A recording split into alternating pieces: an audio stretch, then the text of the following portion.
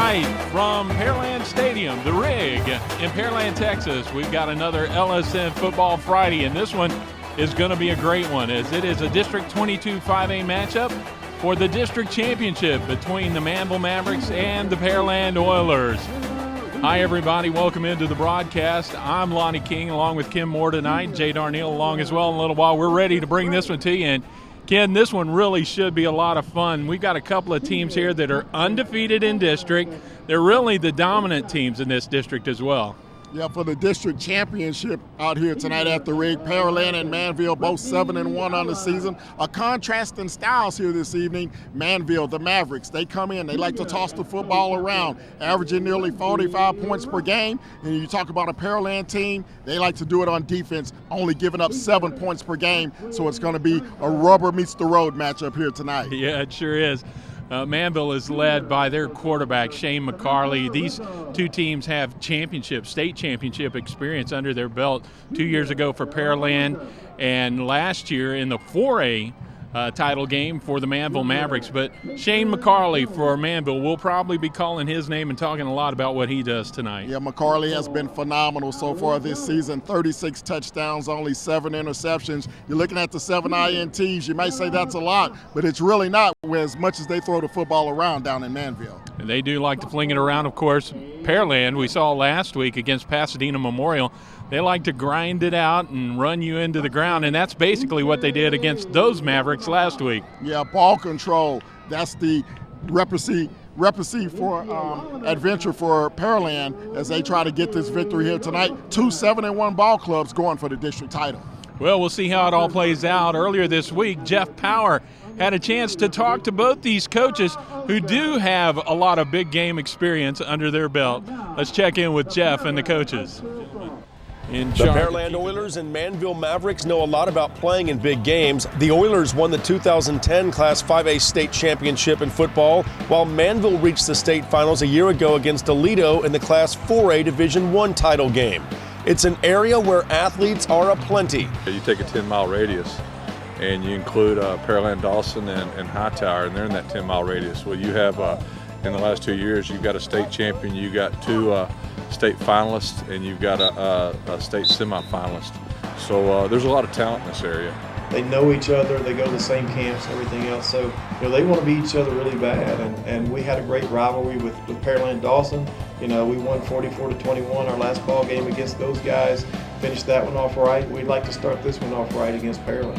They're a great team, and we think we are too. Both teams are loaded with talent. Pearland's offense is geared to run, while their defense is tops in 22 5A. When you start talking about our defense, you got to talk about our inside linebackers and Justin Phillips and John Gibberman. They've done a good job of kind of anchoring that defense. But there's been contributors all over. I mean, from 1 week, last week, Devontae Dotson, he had a big game. We had some good pass rushing by our DTs. Each week somebody's picked up the slack and done a good job on that side.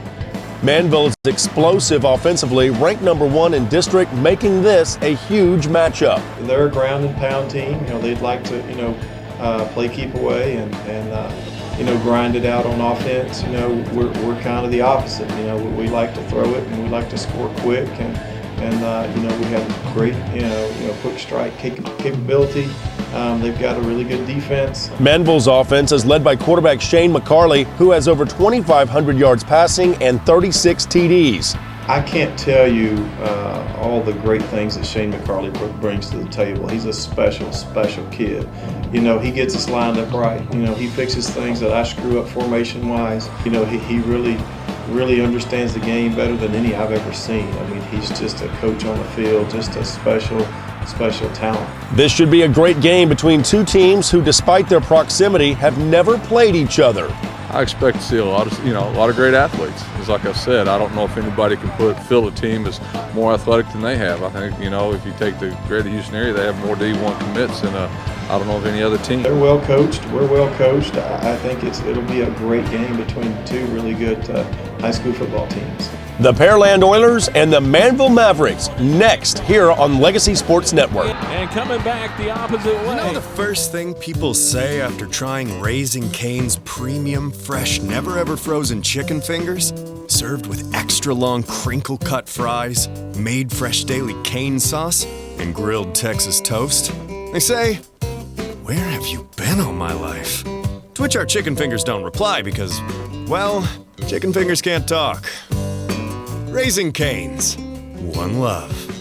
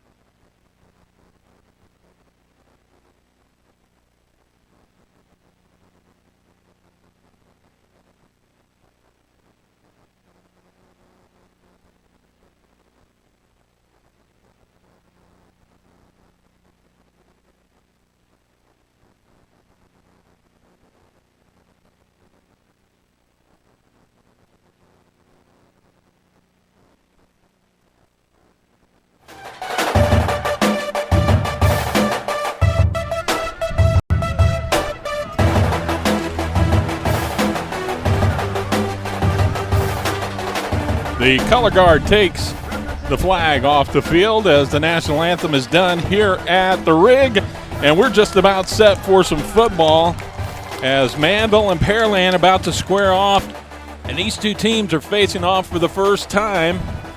You heard Kirk Martin, the head coach of the Manvel Mavericks, talking about the rivalry they had with Pearland Dawson when they were in 4A, and he hopes that that rivalry with Pearland develops into the same kind of rivalry now that they are both in the same 5A district. And Ken, something tells me that it's going to. Absolutely. Both of these teams head of the class out here in 22-5A. And when you have two dominant programs in the same district, that's what rivalries are made of. Two teams going head-to-head. You got kids growing up in communities that are real close, real similar, and probably be competing in a lot of off-season activities together as well. So as we take a look at the opening coin flip at midfield, Manvel won the toss. Pearland won the toss. They will defer. Manvel will have the football first as we begin this district championship game here this evening. There is one more to go next week after this, but it will be against Dobie for Pearland and against South Houston for Manvel. And these two teams are both 2 games ahead of anyone else in the district. And so win, lose, or draw, both these teams have guaranteed themselves a spot in the playoffs, and they will be the top 2 finishers in all likelihood in the district. But there is always that little extra bragging right that goes along with having a district championship under your belt. Oh, yeah, and that gold trophy that goes into that staircase, that showcase in the school lobby. So you want that 2012 district championship. You want that letter on your letterman's jacket. You want all the spoils that goes with being the district champion out here in 22-5A, and it will be crowned here tonight. As we look at the weather conditions, a absolutely gorgeous night for football, a perfect fall weather on the first Friday in November. As we look at the temperatures, around 75 degrees, mostly clear skies. Winds will come out of the south at about 10 to 15 miles per hour. That could be a factor at some point this evening. From the 40-yard line to the south end of this field, Michael Winstead tees it up, and he is ready to kick it off here. He's a senior, 5'10", 165 pounds, gets a running start into it, and will get a low line drive kick. It's going to come down at the 5-yard line. It'll be taken back toward the middle of the field and out across the 10, but wrapped up out at the 13-yard line for the Manvel Mavericks is Austin Bennett, the senior wide receiver who returns the kickoffs. And that's where the Mavericks will set up shop tonight. And we look at quarterback Shane McCarley. He leads this team with 36 touchdowns. Single running back will be Richard Rose. Wide receivers, big guys, Parker and Thompson, Hemphill and Bennett. You see the 5 up front, Hemphill, Cooksley, Romero, Fording, Supe, and Tamiz. Shane McCarley on the season, the quarterback, connecting on nearly 66% of his passes, 2,666 yards through the air, 36 touchdowns on the season. They will line up and they will run a wildcat play. So instead of McCarley out there, Carlos Thompson takes the first snap of the ball game. And so now on second down, we'll see Shane McCarley check in, and here's the defense he'll play against. Yeah, defense that's only given up 7 points per game, 4-3 alignment. Griswold, Frazier, Romo, and Hilaire up front. Linebackers Phillips, Montgomery, and Gilberman. Flanagan, one of the keys in the secondary. Second down after basically no gain. McCarley wants to throw, has a receiver. It's Thompson, makes the catch out. No, he could not hold on. Outside the 40-yard line, slips away. He had a step on the defender but couldn't reel it in, and it'll bring up third down. Yeah, we'll take a look at the replay here. Just a quick little 3-step drop. He was under pressure, got the football away, had it right on the money to his receiver, Thompson. He just couldn't hold on.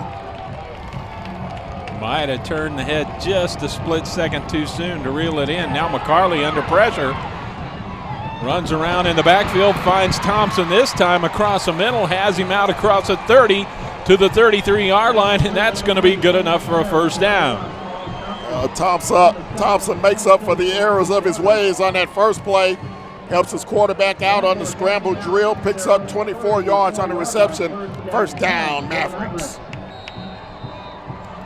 They like to throw it around. They'll bring it to the line in a hurry. Here's an option play on the handoff inside to Richard Rose. Handoff number 5, Richard Rose. And he gets a couple of yards out across the 35 to the 36-yard line. And Rose, the leading ground gainer on the season, 386 yards, averages 8 yards a carry. He's only touched it 46 times. They won't rush it much. They'll throw it around. Not with that arm in the backfield. And McCarley wants to throw again, and he's flinging it downfield. Has a receiver open, and it's caught complete. Thompson shakes the defender, and he's into the end zone for the touchdown.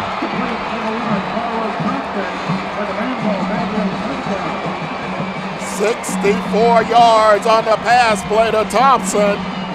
McCarley out of the shotgun. You see the blitz coming in from the Oilers, but they couldn't get there. Excellent protection. Thompson over the shoulder grab, breaks the tackle at the 20, and walks into the end zone for 6. Quick strike, under 2 minutes gone here in the first quarter of play. And Manvel's up 6-0 now with the extra point attempt to come. And it will come off the toe of Juan Enriquez, and it is good. And so with 10:15 to go here in the first quarter of play, our score is Manvel 7 and Pearland 0 on an LSN Football Friday. For Carlos Thompson, that's his 14th touchdown of the season. He averages over 20 yards of reception, and you saw 2 big pass plays on that drive. The 24-yarder to pick up the first down on third down. Then the very next play, McCarley goes up top for 6. That scoring recap is brought to you by Showroom Cuts. Everybody over at Showroom Cuts in Pearland says hello to all our viewers tonight. Go by and see Trey, Warren, Quan, Leo, and Thomas at 2809 Miller Ranch Road in Suite 441 right here in Pearland, or call them at 713-436-2144. They'll take care of you, make you look good. Showroom Cuts. That 90-yard drive took 4 plays, 1:45. So that Pearland defense that's only given up 7 points a game, they there it is. Matched that already in the first minute 45, have the Mavericks. Something tells me that might not hold tonight. But now their offense is going to try and grind something out here as they're set to receive the ball for the first time tonight. Enriquez with a high short kick. It's going to come down, a fair catch signal by one of the upbacks, and it will be taken in by Bogler. Zach Bogler, fullback for this team. And here's the starting offense for the Oilers. They'll be led out by quarterback Jacob Gardner in the backfield, as you mentioned. Bogler along with Butler. Wide receivers, Matz and Saunders. Tight end, Jake Crane. Left side of the line, Hughes and Williams. Hollis at the center. Iko and Salinas on the right side. Well, they'll set up in the shotgun, the spread formation. More likely to run out of it, though, than Manvel is. Swing a little lateral out to Butler. He shakes a tackler, but he's wrapped up right about the line of scrimmage. Maybe got a yard. As good defensive pursuit out on the edge there by Manvel. The first man to get there was Juan Enriquez. Now we'll look at a Maverick defense that hasn't been too bad themselves. They only give up 18 points per game out of the 3-4. London, Harris, the nose guard, Martin. Linebackers, Spencer, Rodriguez, Green, and Jackson. Garner and Haynes are the safeties. And let me correct myself. That was Scott on the tackle there. Here's Butler on a inside handoff. Takes it up across the 40 out to about the 44-yard line. That'll be about a 5-yard gain. It'll still be third down and short here. Sellout crowd on hand at the rig. One of the great atmospheres in the state of Texas on the Pearland High School campus. Garner looks to the sideline, gets the play called from the coaching staff, wants to throw on third down, and he looks for his slot receiver. Intended that time for his inside receiver, and that was Kevin Washington, and it's incomplete. They look like they misfired or miscommunicated there. Yeah, you see the quick 2-step drop, but the 2 receivers in the same area, so that was the problem. The inside receiver went out, the outside receiver went in. That caused a traffic congestion about as bad as it is outside this stadium right now. Fourth down. It's a fight. They're going to go for it on the fake. Yeah, I'm with you. From where the officials are coming in to spot it, it does not look like they got it. Looks like the up man, number 6, right there in the middle of the screen. That was John Gilberman, the linebacker. He took the inside snap. I'm not sure he made the first down. He did not. They're going to, well, it looks like they are going to measure, so we'll see. But you look across the way on the sideline, Manvel's offense is around the coach over there. They're ready to come onto the field. Look at it again here. Yeah, you see Lieberman just takes the direct snap, and he runs into a wall. Big number 89 there to clog it up. Justin Gardner, he wasn't fooled at all. Here's the stretch of the chains. Oh, yeah, it's not even close. Not even close. Almost a full yard shy of where they needed to go, and so Gibberman comes up short, and it will be first down on the turnover on downs. And now Manvel, who started deep in their own end of the field on the first possession, is set up with great field position here on the second. Well, of course, field position was a big advantage for Pearland last week against Pasadena Memorial. Now here in the first period of this ball game, they find themselves behind the 8 ball.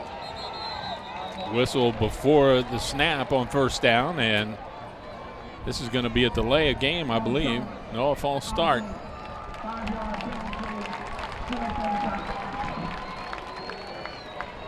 So Manvel moves themselves back 5 yards. It'll be 1st and 15. These are a couple of teams that don't, well, let me say it this way. Pearland doesn't generally hurt themselves with penalties. Manvel overcomes a lot of penalties. They average 73 yards per game in penalty yards. That's something they won't be able to afford to do this evening. Play fake on 1st and 15. Swing and pass out. And out of the backfield, the pass is caught by Rose, and he takes it inside the 45 and bumped out of bounds at the 43. You'll see Richard Rose here out of the backfield. Just a quick little swing pass. It's up a short gain, 2nd down 7. Back to the shotgun formation, 2-back set. McCarley to throw, and good coverage that time as the intended receiver up the field was number 8, Reggie Hemphill. And check it, that's 6 instead of 8. Kerryon Parker, senior wide receiver. Parker had a big game in the first half against North Shore. North Shore came back, though, with 49 unanswered points in week number 1, and that's the only loss this season for Manvel. Dotson had the coverage, and he was at the high school play of the week last week against Pasadena Memorial. Here's a middle screen to Rose out of the backfield. He takes it, and he's going to have a 1st down inside the 35. He's wrapped up from behind, but he falls forward to the 34-yard line. That screen pass was set up perfectly. Luckily for the Oilers, he didn't get more than just the 1st down. As you see the big convoy of blockers he had in front. Good job coming from behind to make the tackle, number 41, Givens. Here on 1st down, as the chains are moved, it's a handoff, and that is going to be Austin Bennett, senior wide receiver, who came around on the sweep, and he gets 4 yards out of the carry. It'll be 2nd down and 6. I'll tell you what, this Maverick offense, they don't give you much chance to catch your breath. Reminds you of those teams out in 17 5A, that South Fair district.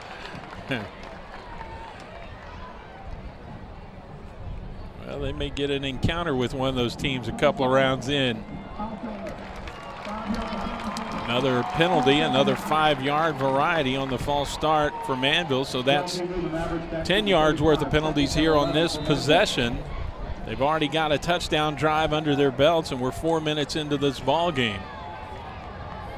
Manvel, Pearland in nickel coverage now. McCarley has plenty of time now. A flag comes in. This might be holding. He's going to tuck it under and run. He'll get 9 yards, very close to the 1st down sticks. But this one's going to come back, and there's another penalty against the Manvel Mavericks. Yeah, I think that was going to go against 75, Kyle Tamiz, over here on the right side, the right guard. Yeah, you see him just tackle the defender, and then he just lays on him at the 40-yard line. So he gave him a little tug and a pull, and then laid on him for good measure. So it'll back him up 10 yards. 2nd down and 20 now from the 34-yard line, or check it, 44-yard line. Those type of penalties can be drive killers. This one, they may have actually not stepped off enough. The line of scrimmage was previously the 35, but there was some discussion among the officials, but they're going to leave it right there at the 44. Yeah, it looks like they only marked off 5 yards. Here's McCarley going to hand it off, inside handoff, and Pearland's D is there to wrap him up almost immediately. On the carry that time, Quilon Clay, a sophomore. That was Deontay Givens once again on the stop. So he's had a nice impact on this 2nd drive of the ball game. And just talk about more numbers, guys. Shane Carley averages 4.5 touchdowns a ball game and 28.5 attempts and 333 yards per game. Wants to throw here. Pressured in the backfield, throws, has a receiver, and he can't hang on. Rose was behind the defender, but he may have taken his eye off the ball. You think? He took his eye off the football and started looking at the goalposts because there was no one behind him. You see McCarley had time, then the pressure comes. He spins out of it. Good throw downfield. Oh, my goodness. Richard Rose, he'll have nightmares about that one tonight.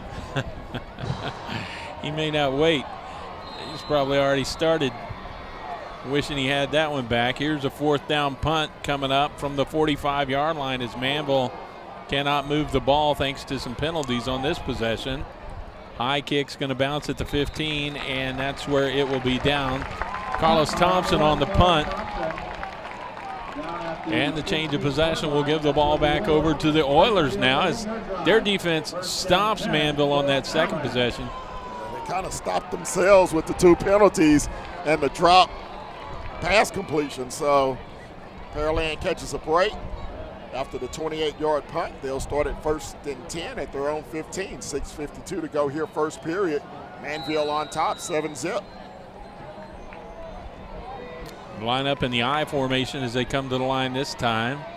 Hand it off, second back through, and that is Hayden Cole who carries it out for a couple of yards to about the 17-yard line. Cole had a couple of touchdown runs from close range last week against Pasadena Memorial. He is a big, as Jay called him last week, a big Tim Tebow type back. Make the handoff this time. Garner on the option keeper for the quarterback, and he takes it out across the 20 to the 23-yard line, close to the first down. It'll be 3rd and about 2. A big 3rd down coming up here for the Oilers. As you see, just the read option. Fakes the inside handoff, does Gardner, gets a good kick-out block from his guard, squeezes through, picks up a good 6-yard carry. It'll be 3rd down and short. Pearland would like to keep their defense off the field for a few minutes, give them a breather. Here's Cole up the middle. He will get the needed yardage to move the chains, and they will keep this drive alive. And check it, is that Cole or Bogler? Yes, it is Cole, number 17. And he gets out to the 26 for a first down. Cole will check out. Butler will check back in at tailback. There's some movement up front. Big nose tackle number 60 over the ball. We'll see if he was induced or if he encroached. Keelan Harris. Another 5-yard penalty against Manvel. They're racking up the penalty yardage here in the first. That's 4 for 25 already here. We're just barely halfway through the first quarter.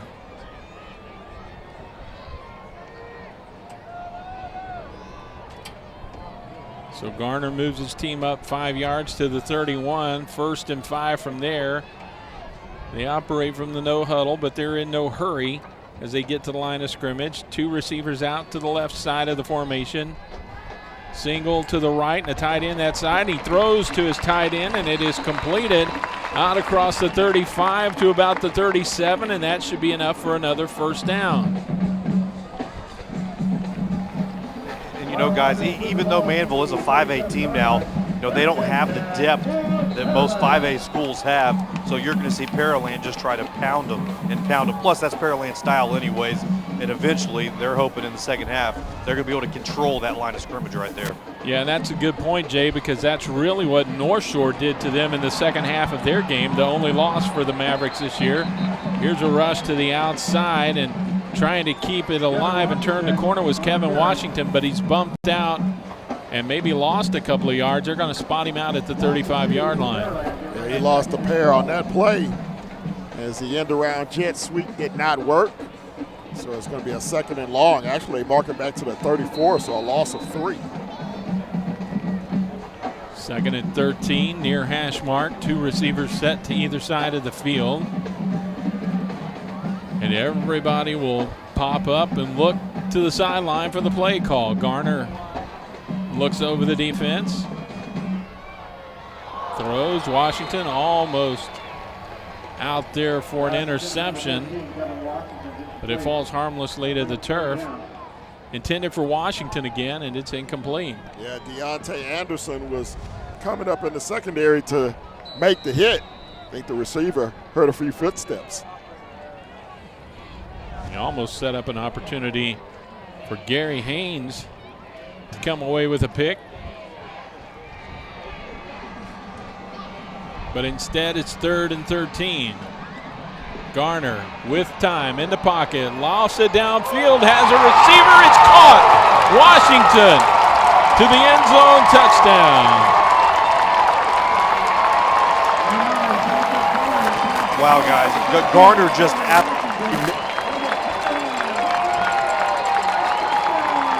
66 yards on the pass play, and you'll see it here. Gardner steps up in the pocket and lets it fly with the wind at his back. And a great catch by Washington as he splits the defenders, walks into the end zone. So a big play strike for Pearland.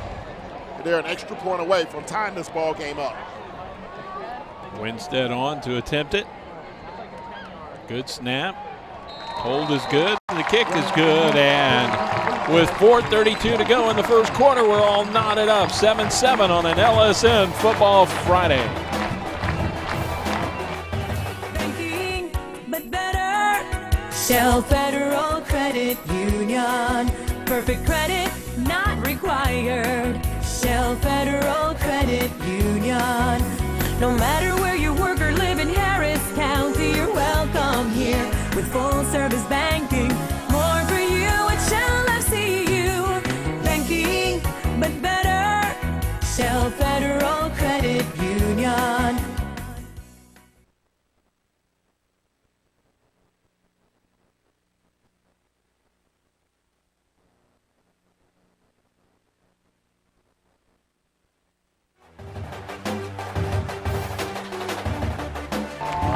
Coming back at you, LSN Friday. You see the touchdown strike.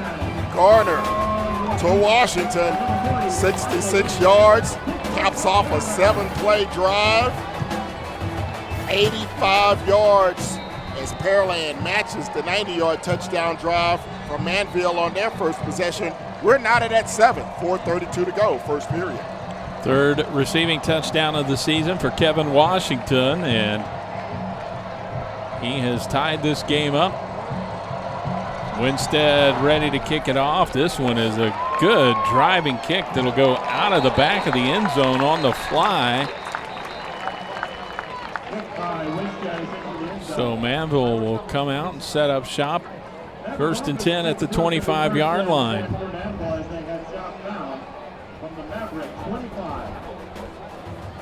You look at Shane McCarley coming into the night.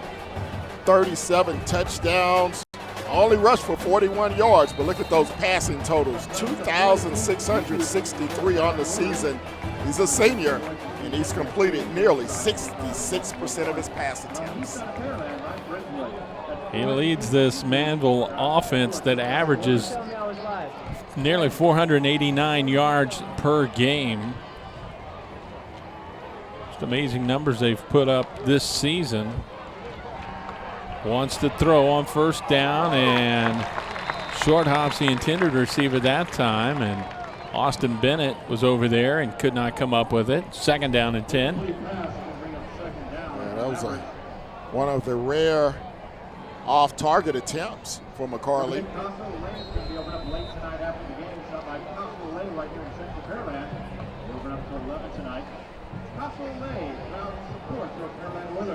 Two receivers out to either side as they come back to the line of scrimmage. Rose in the backfield off the right shoulder. Fake the jet sweep, hand it off to Rose up the middle, out across the 25 to the 28-yard line. They'll try to keep this Pearland Oiler defense honest with a few rushing plays here and there. Pearland only giving up 63 yards per game through the air, but most of the teams don't try to throw it against this defense. They give up 112 per game on the ground. That was Clay who had checked in the backfield on that carry that time. And here's a pass on 3rd down, and it is complete. Making the catch was Kerryon Parker. Stretched out, brought it in, and he gets out to the 45-yard line. Yeah, nice catch that time. 15 yards for the first down as they'll go across the 40 down near the 44, so make it 16 officially on the throw and catch. Move the chains, another first down for Manvel. Again, this one is very important in 22-5A. Here's a handoff. Rose has checked back in at running back and gets the carry. He'll get a yard out to the 45-yard line. It'll bring up 2nd and long. Yeah, it's real tough inside trying to rush against this Orla defense. But again, the Mavericks, they just want to soften up Pearland before they try to go over the top.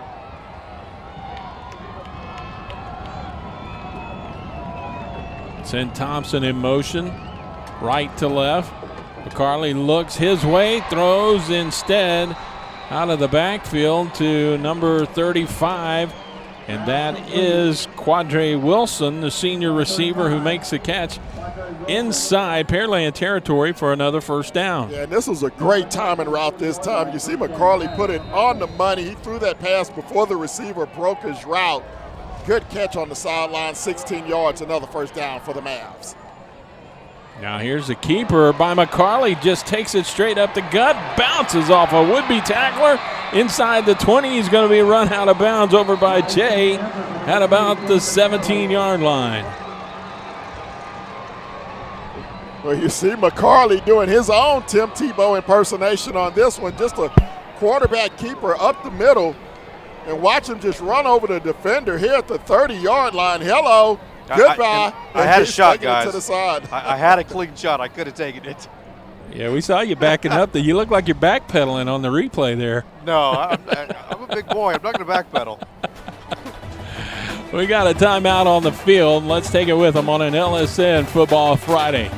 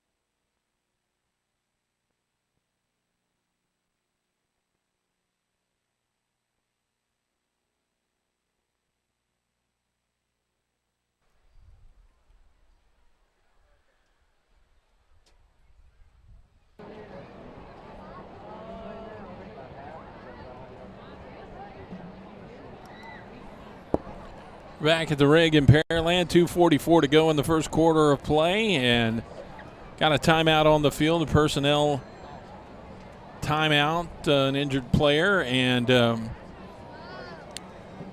he's getting some attention down on the field. So we've got a break in the action before we come back to the Comcast broadcast. Lonnie King, Ken Moore, Jay Darnell with you. And Ken, this has gone back and forth, and a little bit what we expected to see out of Manvel. I think maybe a little more than we expected to see out of Pearland. Yeah, absolutely. Manvel on their very first possession backed up to their own 10-yard line. And it only took them 4 plays to travel that 90-yard distance, a big 64-yard touchdown from McCarley to Carlos Thompson.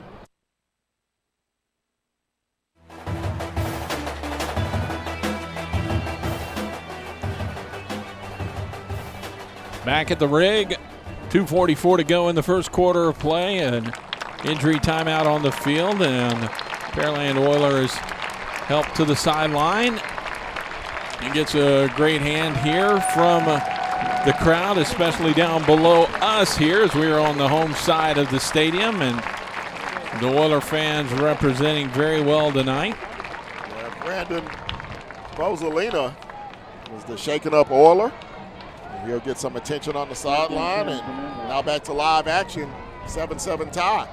1st and 10 from the 17-yard line. McCarley with a fade to the corner of the end zone, and there's going to be a flag, pass interference. And the guilty party looks like Emery Flanagan. He has his hands up like he can't believe it, but we'll take a look at it again and see. Yeah, I think they're going to get him for not turning around.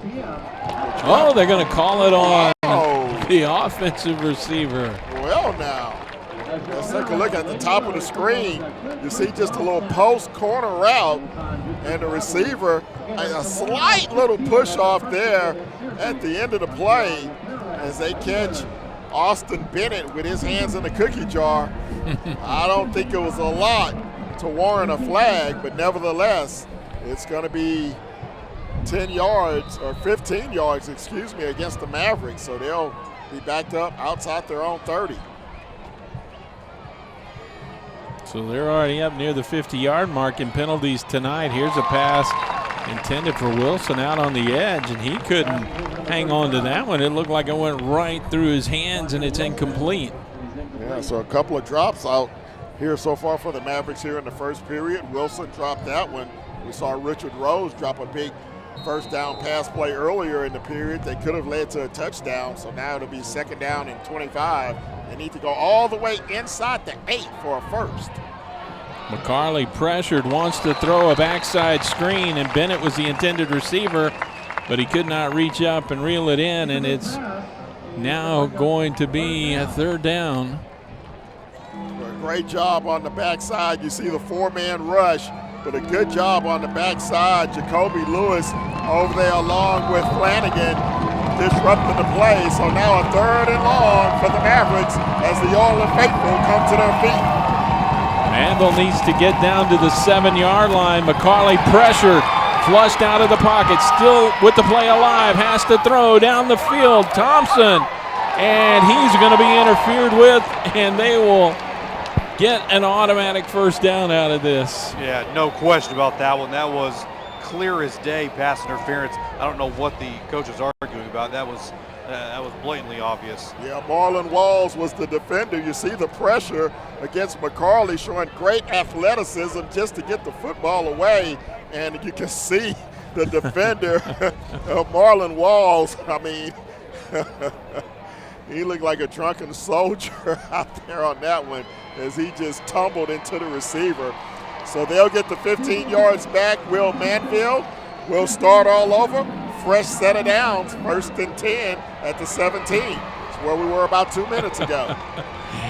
And the important part of that, as you said, is a fresh set of downs on the pass interference penalty. They automatically reset the downs. And so 1st and 10 from the 17. McCarley straight up the middle, and he's going to be upended, but he's going to be close to another 1st down at the 7-yard line. Yeah, I think he has enough. It's going to be 1st and go for the Mavs as McCarley once again, big, strong quarterback.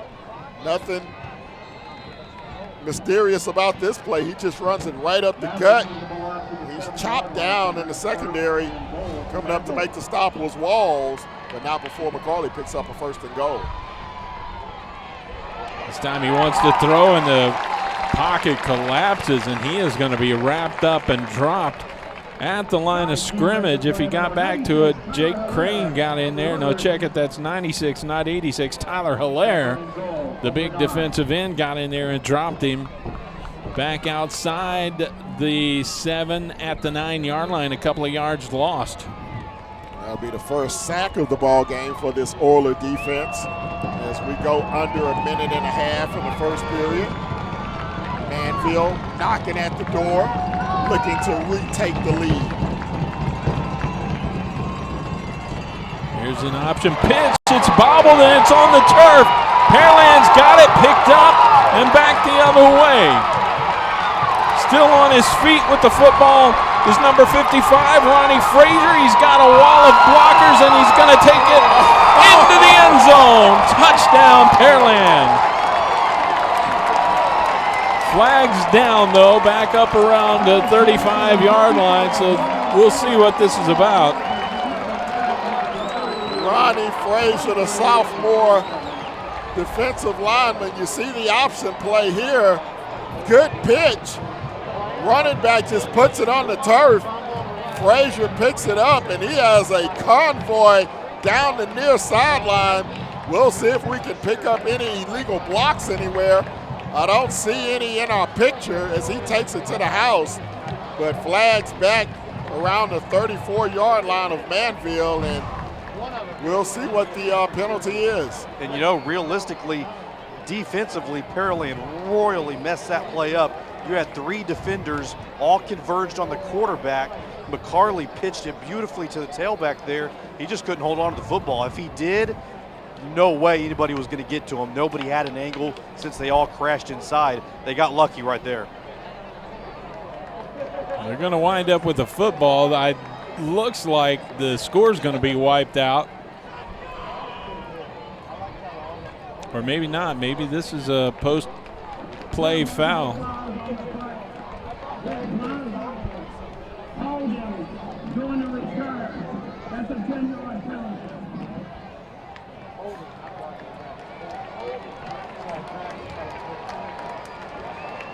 All right, so it looks like they're spotting. All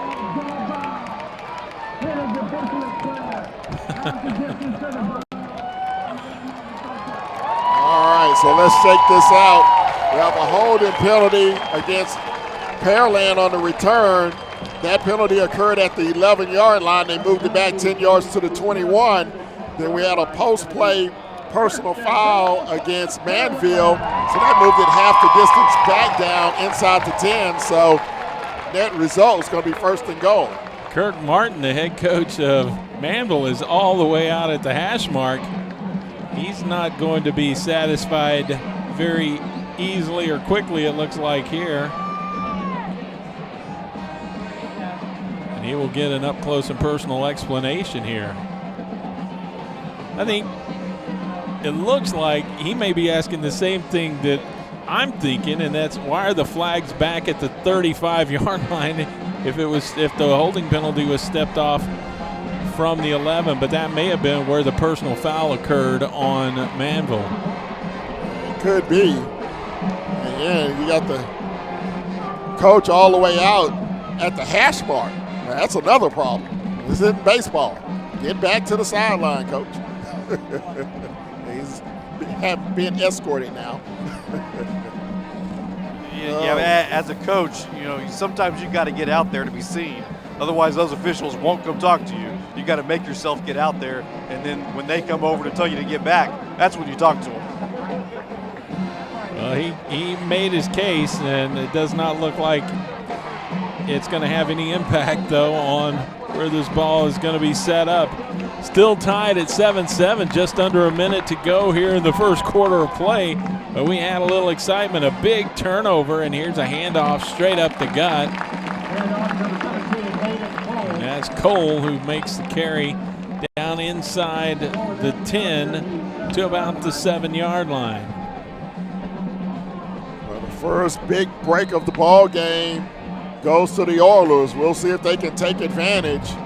They're looking at a 3rd and 7. They can pick up a first down just inside the 1.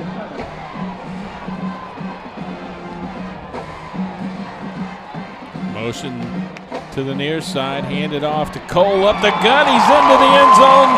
Touchdown, Pearland.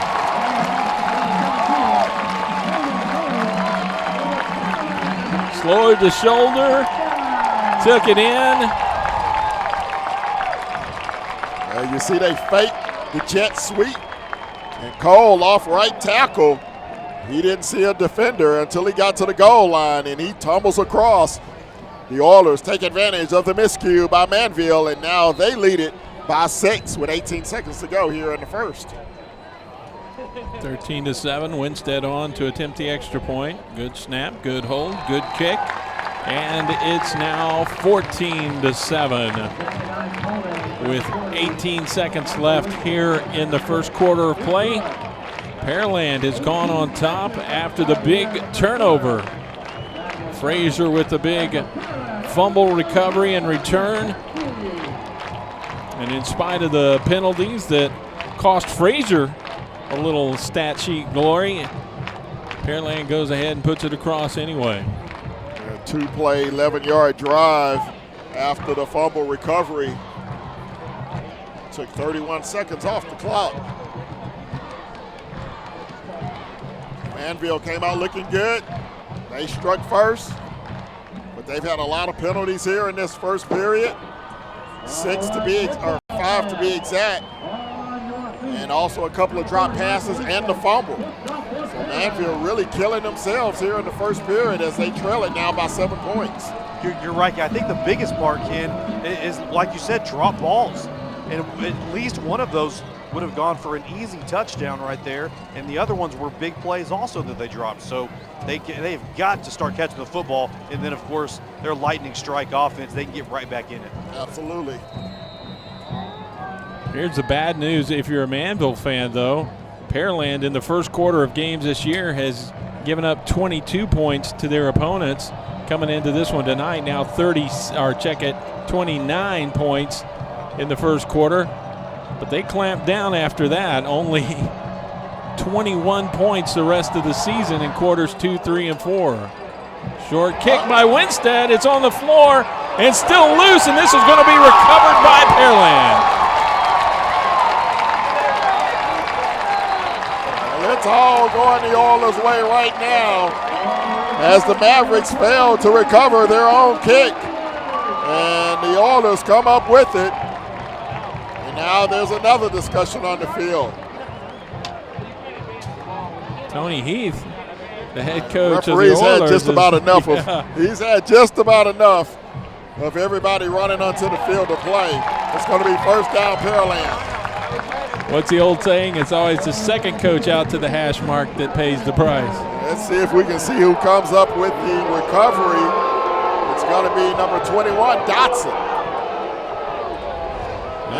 Oh my goodness, are you serious? This is going to get interesting. I guarantee you we're going to see a penalty on one or maybe both of these coaches before the night is done. I mean, you just cannot have coaches running all the way out to the middle of the playing surface. Tell you what, guys, yeah, I mean, obviously you can see the chippiness between the coaches, players, and the fans here. They are riled up. This is a terrific atmosphere for a football game. Late in the season, district title on the line. You stole my thought, Jay. I was going to say the coaches are agitated, the players are agitated, the fans are agitated. That's perfect for us. I'm about to get agitated.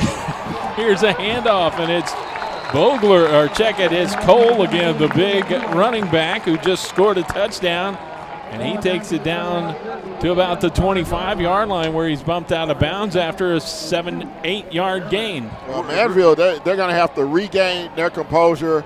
Their coaching staff is losing composure on the sideline, and that's causing their players, I think, to lose a little bit of composure as well. Hand it off, Cole again. Flag comes in from the backside. Cole's got the first down, but this is going to come back. It's in the vicinity of offensive holding. And also, real quick injury update. Looks like that was a dislocated knee over there on that Pearland sideline. Not good news. Oh, geez. Yeah. That was big Brandon Bozzolina, one of their stout interior defensive linemen. And my goodness. Penalty on Pearland on this play, and it's going to back them up outside the 35 to the 36-yard line. So 10-yard holding penalty. Still going to be second down, but now it's second down and about 13 to go instead of 3, and that's going to be the end of the first quarter. So Pearland will head to the second quarter with a 7-point lead. And the football on an LSN Football Friday.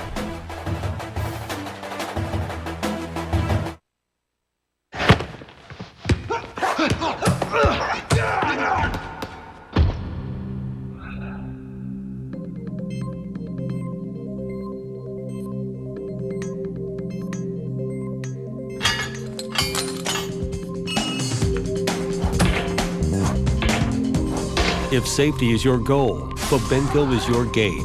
Fabinco, the world's leading manufacturer of self-closing safety gates.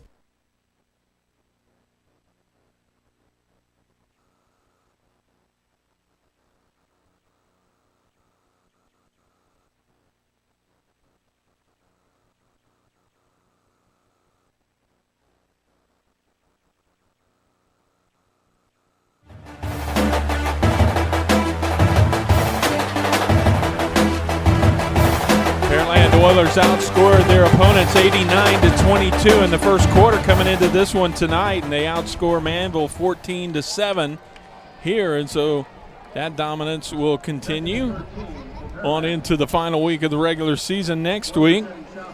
And Pearland trying to add to their 7-point lead as we get ready to start the second period of play. And Pearland will be going into a pretty stiff breeze here to begin the second period as they try to protect and add on to that 7-point lead. Garner at the helm, looks to the sideline as Pearland now will move from your left to right here in the second quarter of play, and that's against the wind, and there's a swing pass out in the flat. Going to be wrapped up after maybe a yard or two gain. That's Rashid Davis who makes the catch. He gets a couple of yards. It'll be 3rd down and 11, though, for the Oilers, and a big play here in this series for the Manvel defense. Now Manvel trying to regain their composure after having an early 7-zip lead. They've seen it slip away, both physically and mentally on their side of the ball. Ball rests on the left hash mark. 2 receivers to either side of the field. And now we've got movement before the snap, and this is going to get a little bit longer for Pearland to pick up as they will be called for a false start here. Both of these teams making a lot of mental errors here in this ball game, and of course a lot of pressure on these ball clubs as they vie for a district championship that will be settled here tonight. The winner wins 22-5A. Garner on 3rd down and long, wants to throw, flings it down the field, underthrown and picked off. Intercepted at the 6-yard line, and on the interception is Tavares Garner, the senior defensive back, and that'll give the ball right back to Manvel, and they dodge a bullet. A great play by Garner over here on the near sideline. That's how you teach a cornerback to play. Excellent one-on-one coverage, found his receiver, turned and looked for the football, got both hands up. A beautiful interception. Manvel thwarts the Oiler drive. They'll start over at their own 6.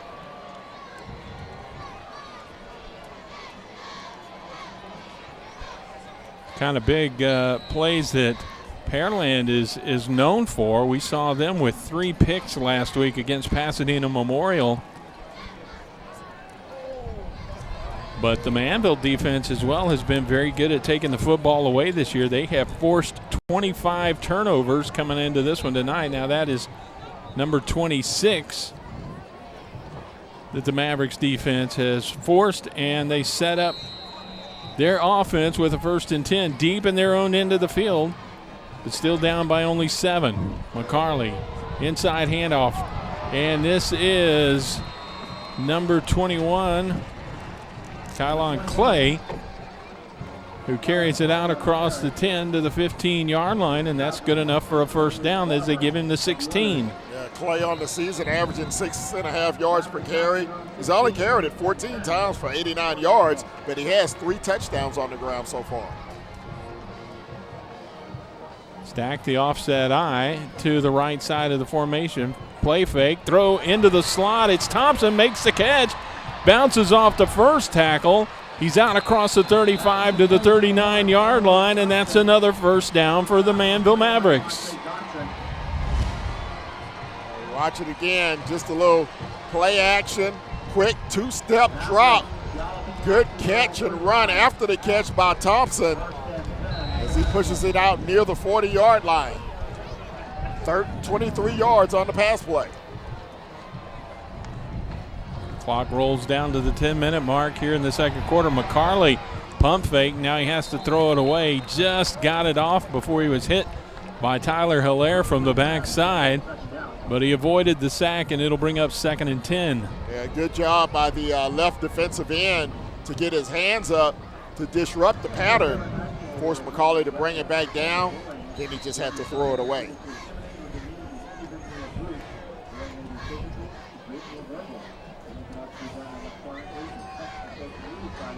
Motion this time from Austin Bennett.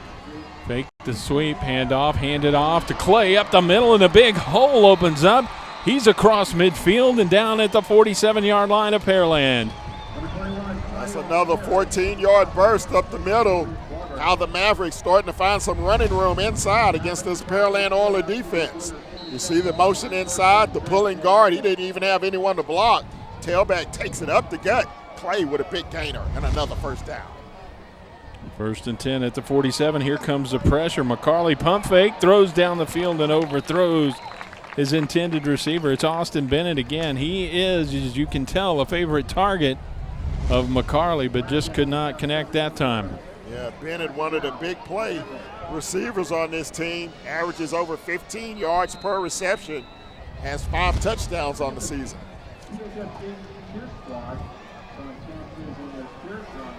Two receivers set up on either side.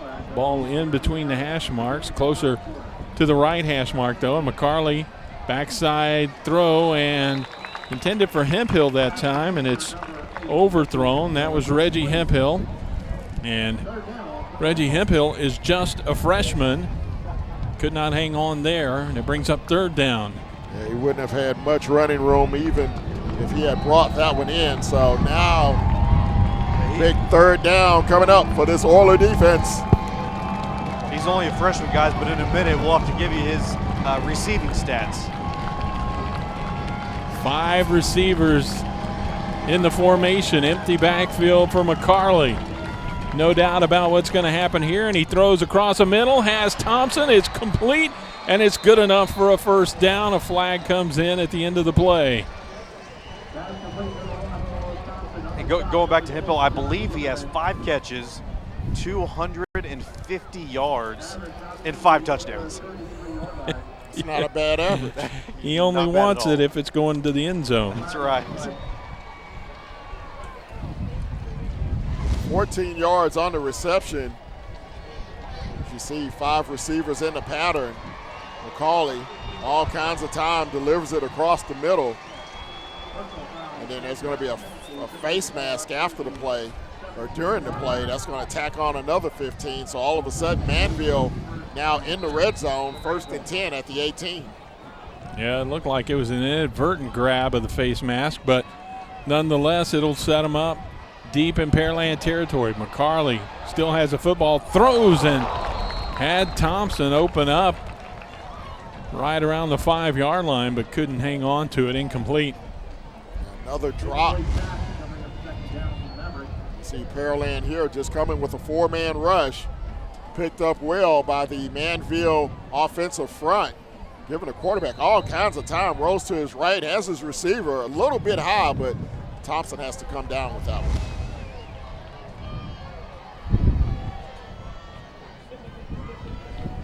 Sets up the throw. Again, looks to the near side, has a man. Thompson at the 5, turns it up. And we've got a flag at the end of the play. He's knocked out of bounds at the 2-yard line, and let's see what this is going to be about. Again, great protection in the pocket for McCarley, as he just has time to pick and choose his receiver. Finds Thompson, who hangs on this time, but we'll check the penalty here near the end zone. It's going to come back, at least some of it. And the other receiver down there in the vicinity. Looks like it's going to be a spot foul. So there's a block in the back right there, right at the 2. So they'll mark it off from there. So they'll get credit for 16 yards on the catch and the first down. But then they'll have to back it up 10 because of the penalty. Yeah, and in fact, the yardage stepped off, takes it back to the 12, and they will not actually have a first down here. It'll be 2nd down and about 4 to go.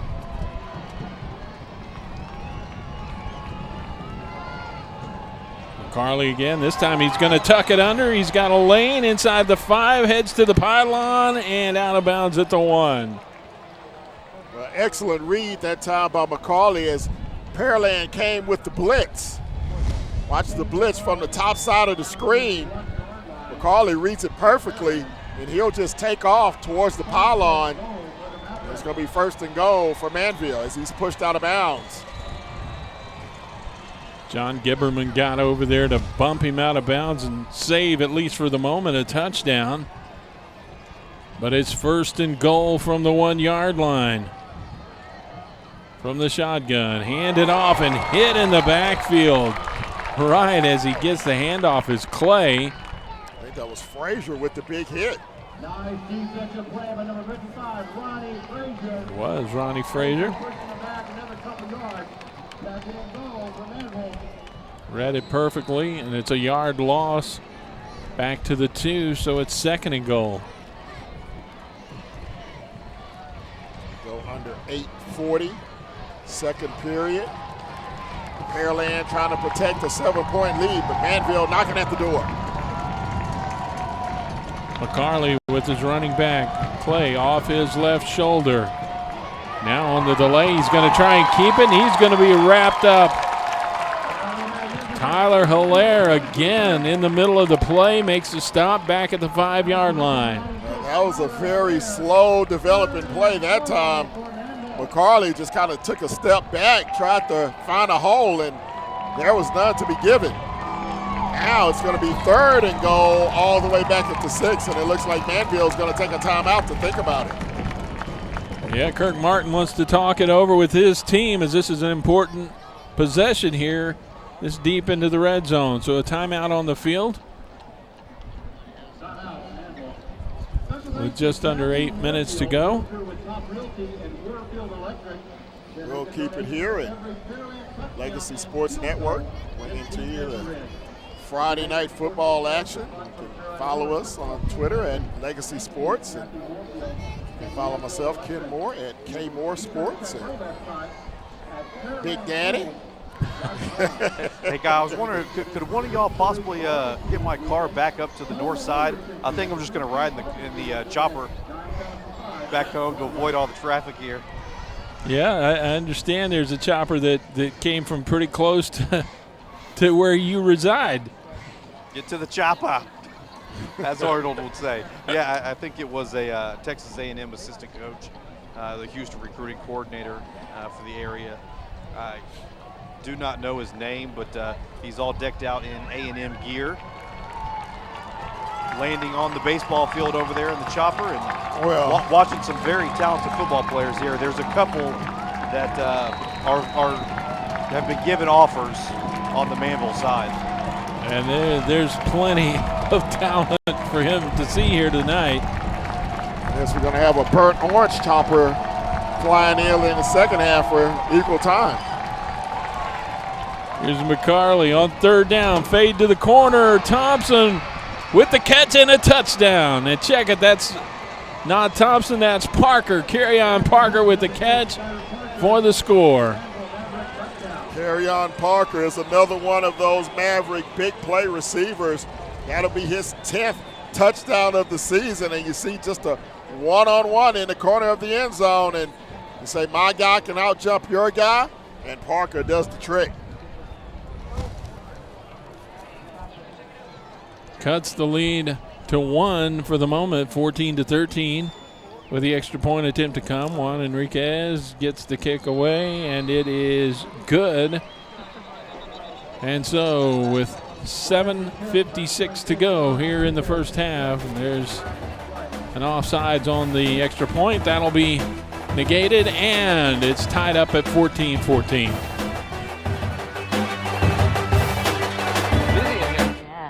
Progressive Mobile is really catching on. People can do it all. Get a quote, buy and manage their policies. It's great. Well, what's with the music? Dude, get a car insurance quote. I'll let it go to voicemail. Stay on vibrate. Middle pass. Our giant store on your little phone. That's Progressive Mobile.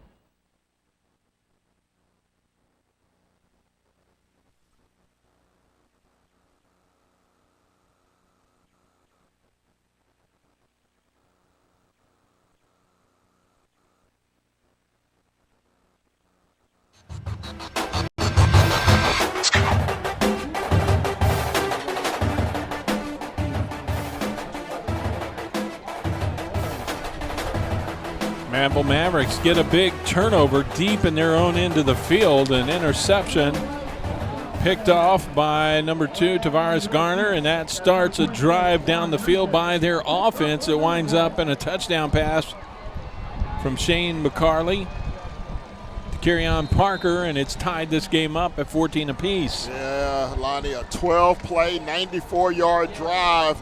Took 2 minutes, 58 seconds off the game clock, probably about half an hour off the real clock. And Kerryon Parker with the 6-yard touchdown reception.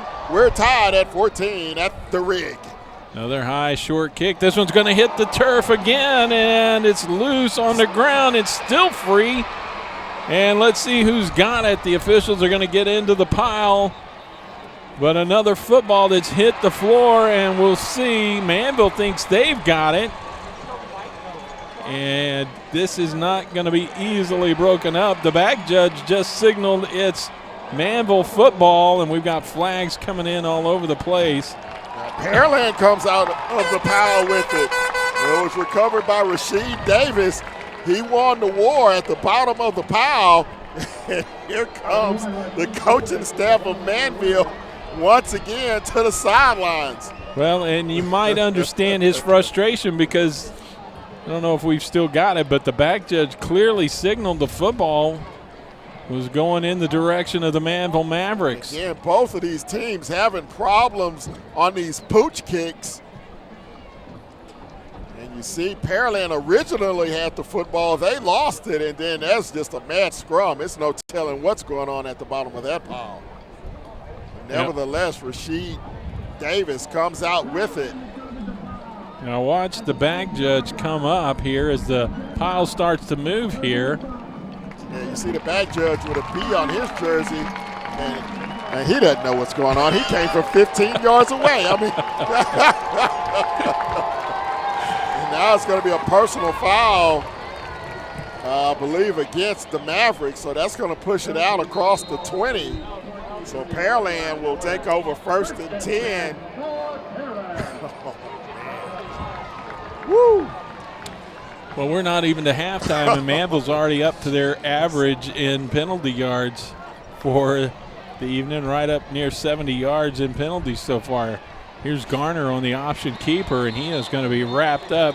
Gets a couple of yards, started at the 23, and he's wrapped up at about the 25. Trey Silvers got in there to wrap him up, number 44 there in your picture. Give him a yard gain to the 24, 2nd down and 9. This ball game has had a little bit of everything, and we haven't even played a quarter and a half yet. A couple of turnovers, a couple of 90-plus yard drives, a couple of 66 and 64-yard touchdown bombs. Garner wants to throw, has a receiver. Jake Crane, the tight end, was wide open across the middle, and he couldn't come up with it. Wow, this is one Garner would like to have back. I mean, his receiver couldn't be more wide open. The ocean is not more wide open than that from the beach. 3rd down and 9 now. Set up with 2 backs. Now they split Bogler off in an H-back formation to the near side. Swing a pass out. This is Maps who makes the catch. He's going to be hit at the 30-yard line. He'll pick up some yardage, but not enough for a 1st down, so it will be 4th down and about 3 to go. Yeah, that was a great open field tackle by Jared Ambrose.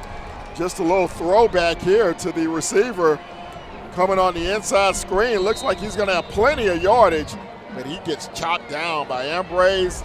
It's going to be 4th down in a punting situation for the Oilers.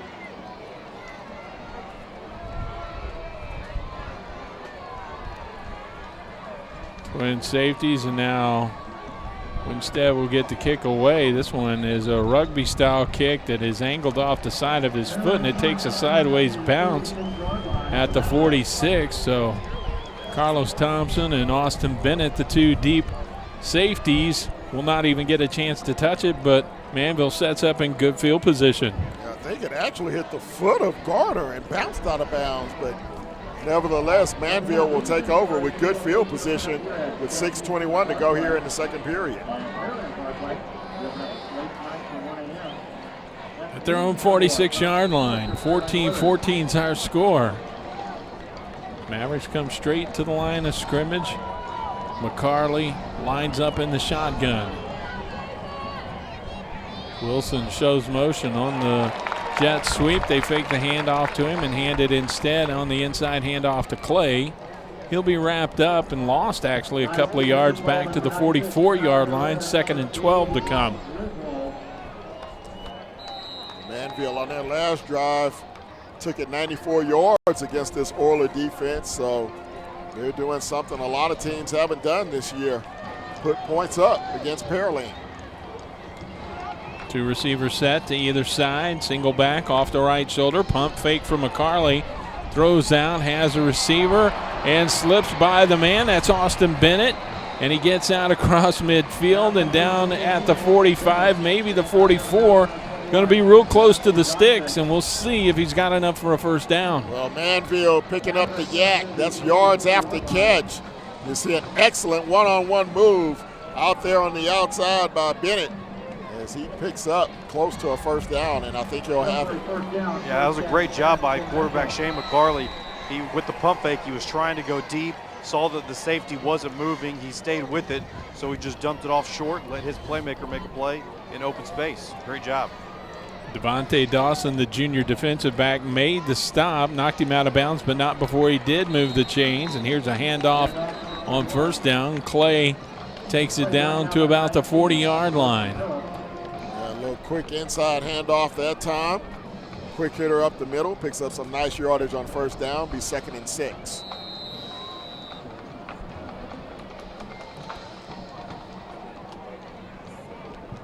Roll down, 5 minutes to go in the first half. McCarley checks the defense. Pearland showing blitz, here they come. Pressure on McCarley, he's on the run. Shakes the first tackler and just has to throw it away. But now Kirk Martin is upset. He thought that Austin Bennett might have gotten interfered with on the back end of that play. Ryan Griswold nearly had the sack. You see Griswold come from the top of the screen, and he had some help. McCarley just able to step out of the sack, throw it away. It'll be 3rd down and 6. Coach Martin couldn't have been arguing about the contact at the end of that play because there was none, so his beef was about something else. Coach Martin's not having a good night. McCarley to throw, pressure picked off, intercepted on the tip, and we've got a flag on the play. This could be pass interference. Yeah, I think you nailed that one, Lonnie. I think it's going to be pass interference against Pearland. Like Cornelius Barber came up with the interception on the pig, but there was some contact, and it is a PI. Well, let's take a look at it here.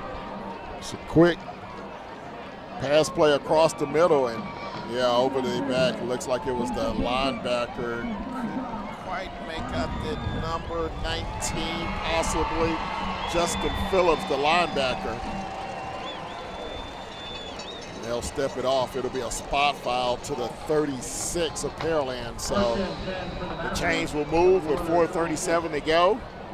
Tie ball game, Manvel, fresh set of downs. So that wipes out a turnover.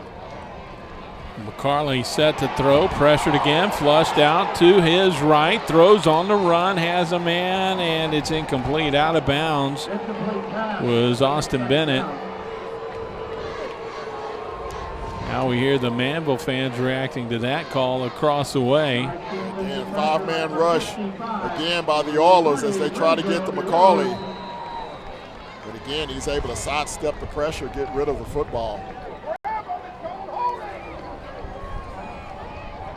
Second down and 10. Ball at the 36-yard line. 4:28 to go here in the first half. Movement Might have been a little early, but no flag. Now McCarley flushed out on the run, throws on the run, has a receiver, caught, touchdown.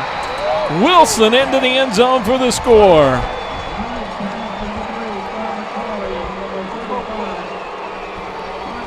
Guys, again, that was Shane McCarley making something out of nothing. Pearland once again gets beat on the blitz. This time it comes from the bottom of the screen. McCarley again spins out of it, rolls to his left, then will throw clear across his body as his receiver, Leday, gets behind his defender into the end zone for 6.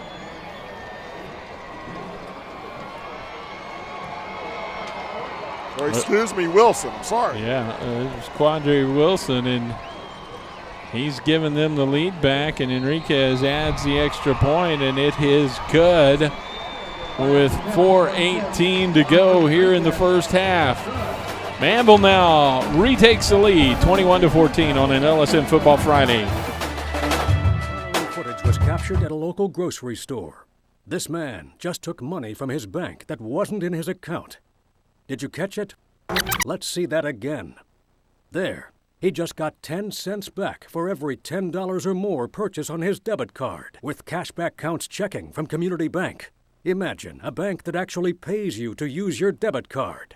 Swipe all you can from your bank. Community Bank of Texas. Bank where you live.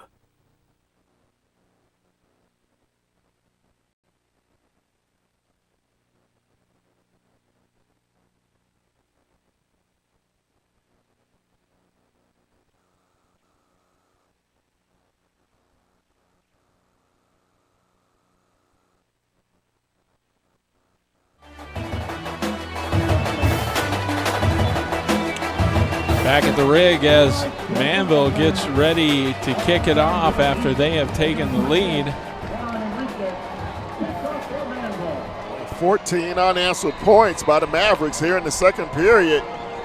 That was a 54-yard drive in 6 plays. Took a minute 57 off the clock. 36-yard touchdown strike. McCarley to Quandre Wilson. Extra point is good.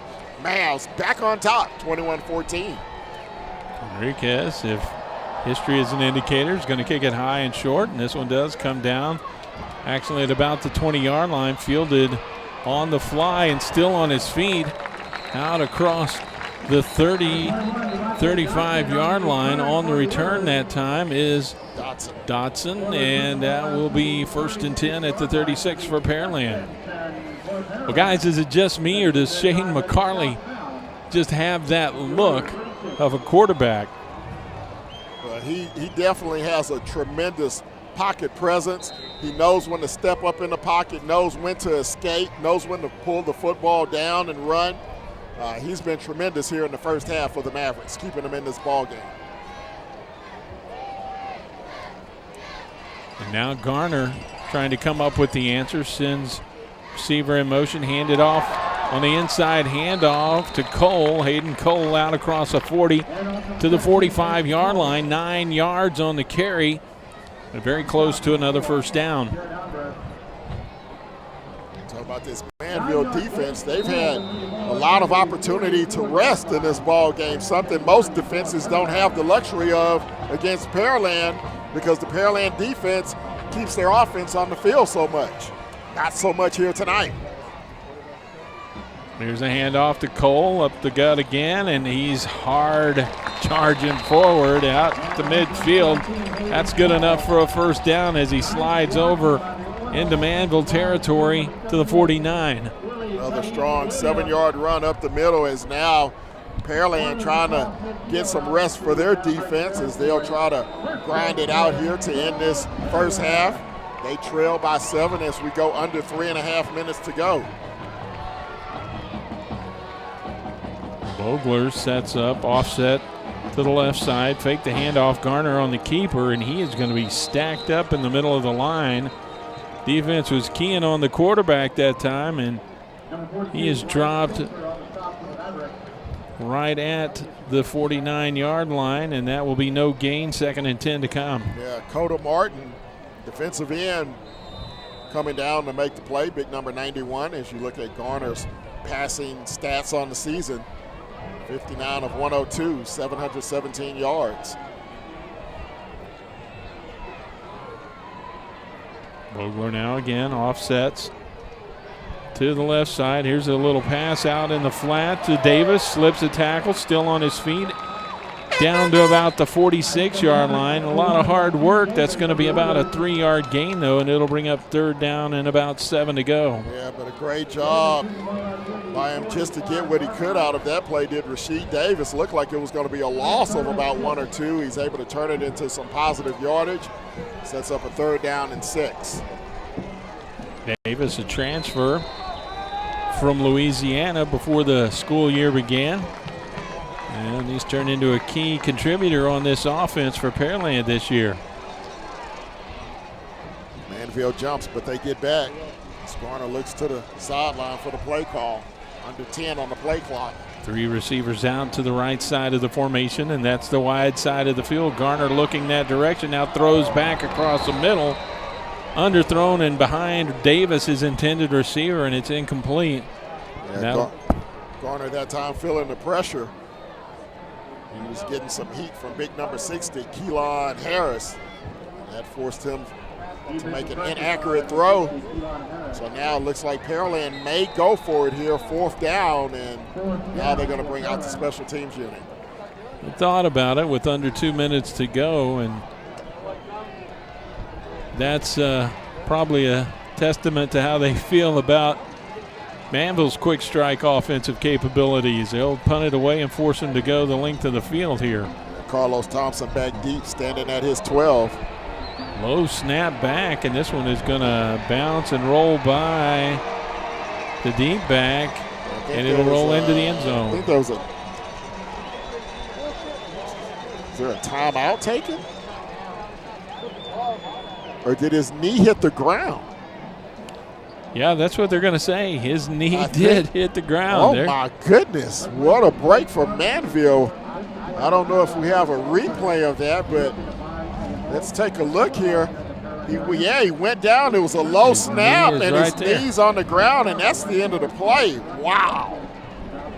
There it is right there, and the referee right on the spot. Yeah, good job by a camera crew picking that up. So a turnover on downs for Pearland. So this turns out to be an excellent break for the Mavericks, and now a timeout as they can't get set on offense. And Kirk Martin is still not happy about something. A minute 35 to go here before halftime, and Manvel with another opportunity. And we'll take a break here on the Legacy Sports Network.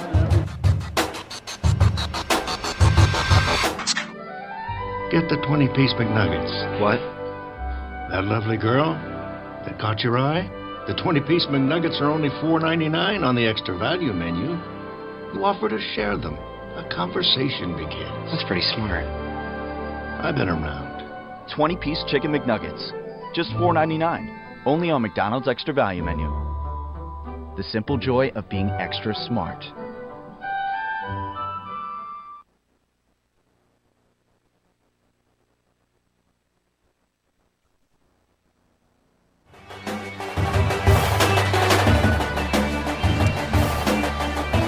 Take a look at what's on the line in this one tonight. Both teams come in 5-0 in District 22 5A this year. Both have been dominant in their district games, and the winner of this one is going to stand alone at the top of the standings.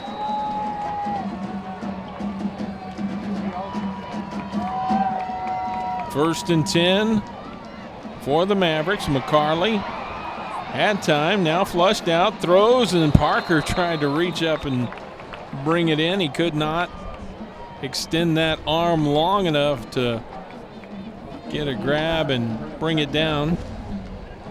And you'll see McCarley once again, this time only a 3-man rush from the Oilers as they drop back in coverage. Good throw. Almost a great grab, but it falls incomplete. Second and 10 at the 42-yard line. McCarley wants to throw again, has a receiver, and it is caught. Completed. How he caught that, I don't know, but Austin Bennett gets into the end zone for a touchdown. Wow, it looked like the defender had an interception for sure. He looked did, like guys. He stumbled on the play, and the reception into the end zone was Austin Bennett. That was literally in and out of the hands of number 25 of the defense for Pearland. Dropped straight into the awaiting arms of the receiver. Another easy touchdown. Wow. Wow. Yeah, you see Zach Knipp is there. Looked like he had a pick all the way, but he just stumbled at the end, and the ball ends up in the hands of Bennett for 6. So that makes the score 27-14 here. Extra point attempt to come. Enriquez puts it up and through, and now what was a 7-point deficit coming into the quarter has turned into a 2-touchdown lead for the Manvel Mavericks. Ken, to hammer home the point that you were making earlier, the effectiveness of Manvel against this Pearland Oiler defense here in the second quarter, they had only allowed 6 points total in the first 8 games this year in the second quarter, had outscored their opponents 100-6 in the second quarter, and now Manvel has actually scored as many points in this quarter as Pearland had allowed in the second, third, and fourth quarters in their first 8 games combined. Well, Manvel is controlling the line of scrimmage. They're giving McCarley time in the pocket, and when he doesn't have time, he's able to make plays outside the pocket. With his escapability, he's been able to run around the defensive front of this Pearland Oiler defense, and his receivers have been able to make plays in the secondary that other teams have not been able to make so far here in 2012. And it's gotten them out by 2 touchdowns in front of Pearland as Enriquez checks his teammates and gets a running start, and will kick this one down, and it'll bounce at the 2 and roll out the back of the end zone for a touchback for the Oilers. And with 79 seconds left here in the first half, they will set up shop at the 25-yard line, 1st and 10. Pearland has all 3 timeouts remaining, so wouldn't be surprised to try to see them put something together here to try to get some momentum back on their side going into halftime. Well, now, and maybe we'll have to keep an eye on this, but Pearland, with their grinded out offense, hasn't had to worry about coming from behind. They do have a loss against Houston Memorial this year, but for the most part, they get the lead and then just grind it out. Now we're going to have to see what they have to do to come back from 2 touchdowns here. Now, of course, they will be going into a slight breeze here at the end of this quarter. Here is Cole on the carry on 1st down, and he is going to be wrapped up. Tried to get to the outside and then thought about cutting it back in, but he's wrapped up at the line of scrimmage. 2nd and 10 from the 25. Yeah, first man there was Spencer, and there to clean up the mess was Keelan Harris. The seniors making the stop, and it looks like Pearland may be content to let this quarter wind down and not do any more damage to themselves. Well, they're on the home turf, so they will have the home crowd behind them, but now we've got motion by 2 receivers on either side of the formation. Maybe a delay of game.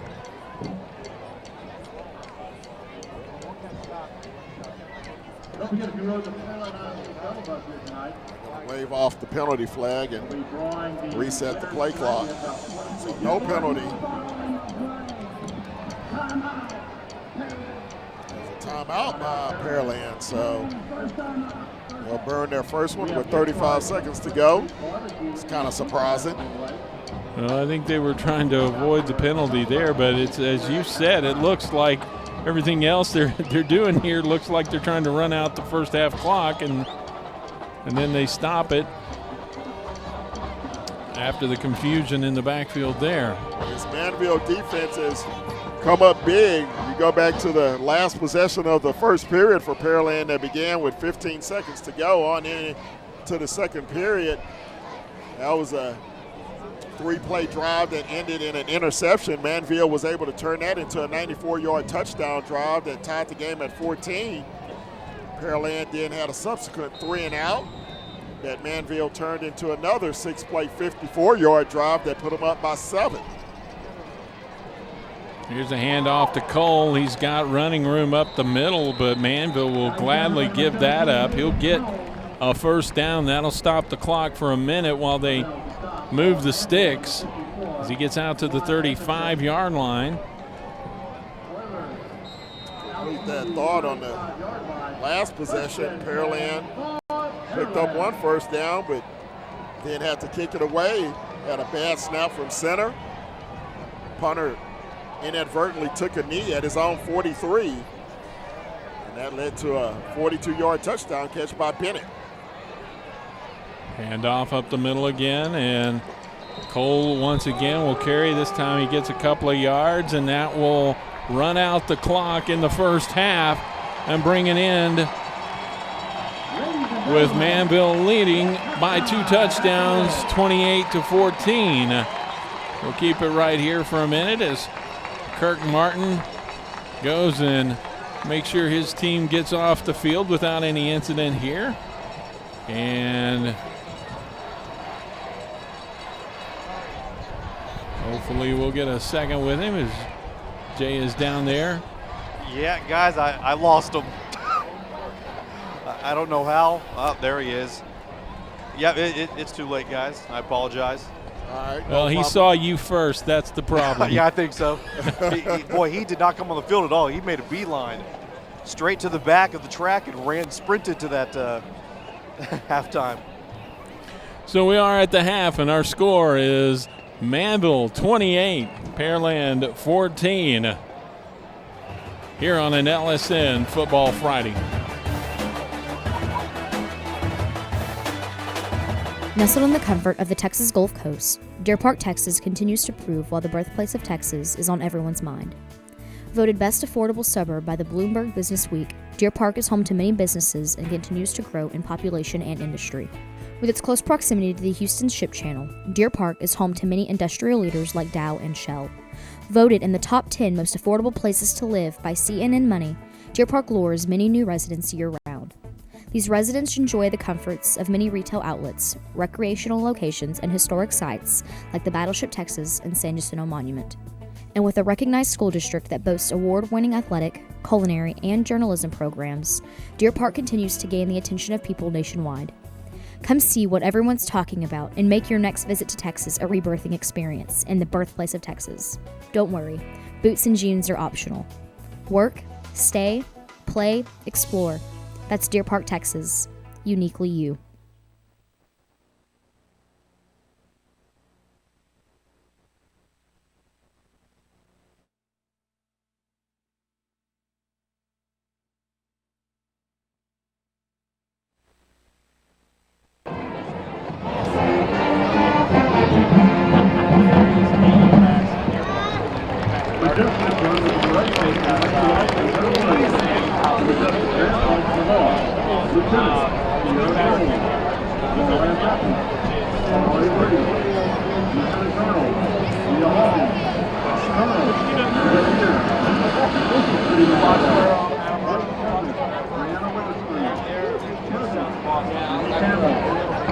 Majestic of the week, Jalen Kazir. Spirit Girl of the week, Carolyn Thomas. Rookie of the week, Jalen Jordan. Staff member of the week, Jackie Silva. Tonight, the award-winning Majestic will perform a featured harm routine to Aretha Franklin's classic Respect.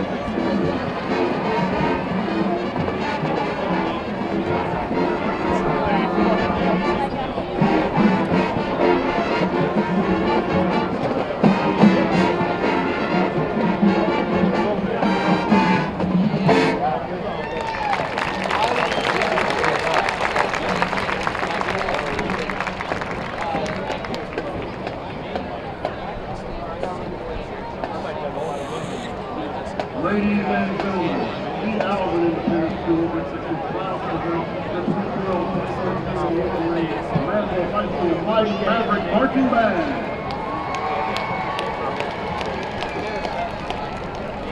The Maverick Marching Band will be performing their UIL contest show, New World, featuring the music of Kickoff and Anthony Howard.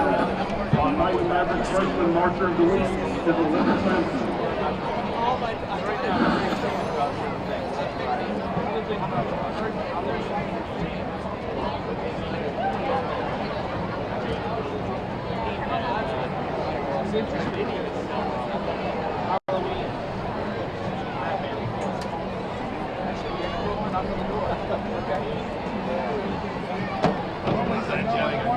How bad is it?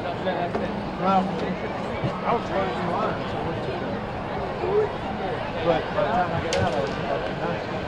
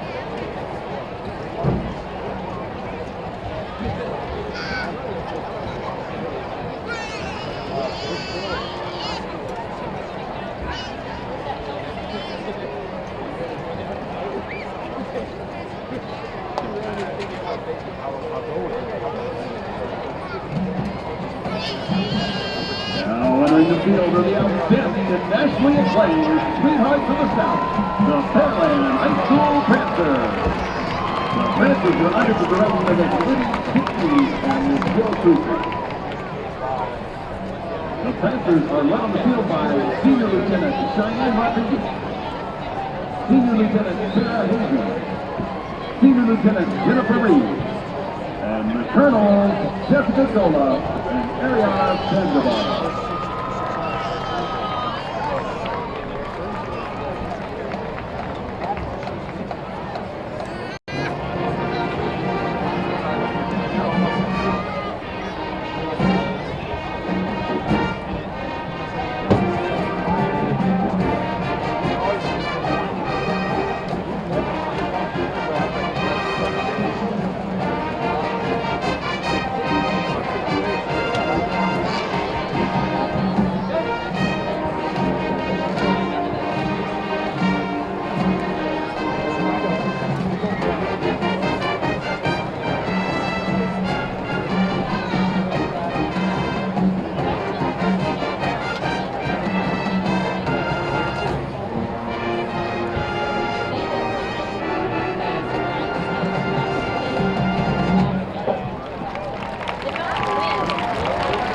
The Panthers are wearing pink flowers to show their love and support for friend Bailey Roman. Bailey and her family in our thoughts tonight. The Panthers would like to welcome our mascots for the day, Olivia and Bella. Please give them a round of applause.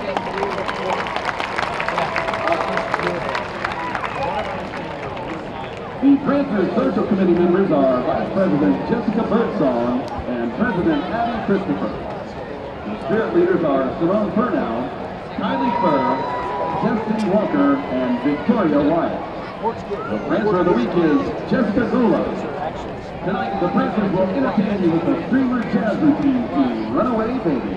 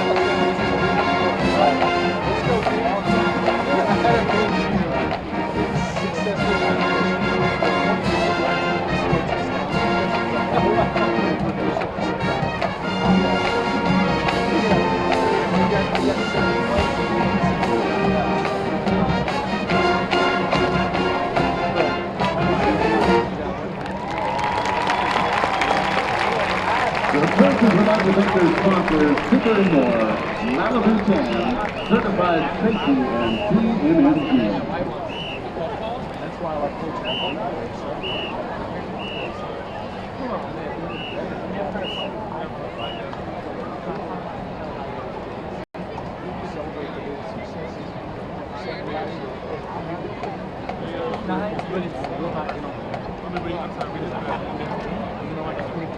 And now, ladies and gentlemen, please welcome to the field the pride of Pearland, the Pearland High School marching band. The band is under field direction of drum majors Megan Hamill, Teresa Ryder, Madeline Gregory, and Benjamin Hightower. Their 2012 program is entitled The Muse and includes music from Rimsky-Korsakov, Chopin, Muse, and Human. Last week, the band performed at the Region 17 marching competition and was awarded straight one for the 47th year in a row. At the area marching competition this past Saturday, the band placed third out of 35 bands and is now advancing to the 5A state marching competition Tuesday in San Antonio to compete for 36 other bands for the state marching band title. This will be the band's final performance before the state show, so let's show them our appreciation for their hard work and dedication this marching season. Go, band!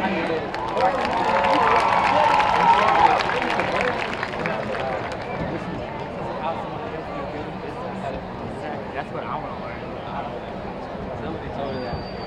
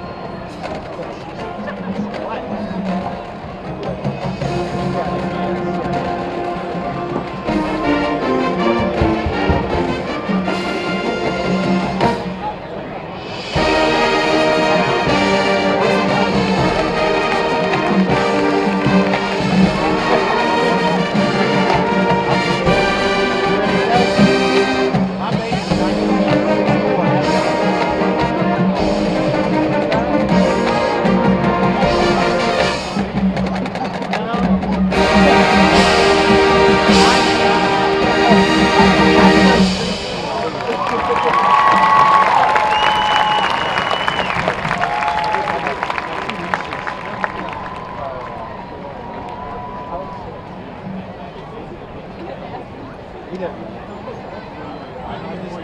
thinking of my left. That's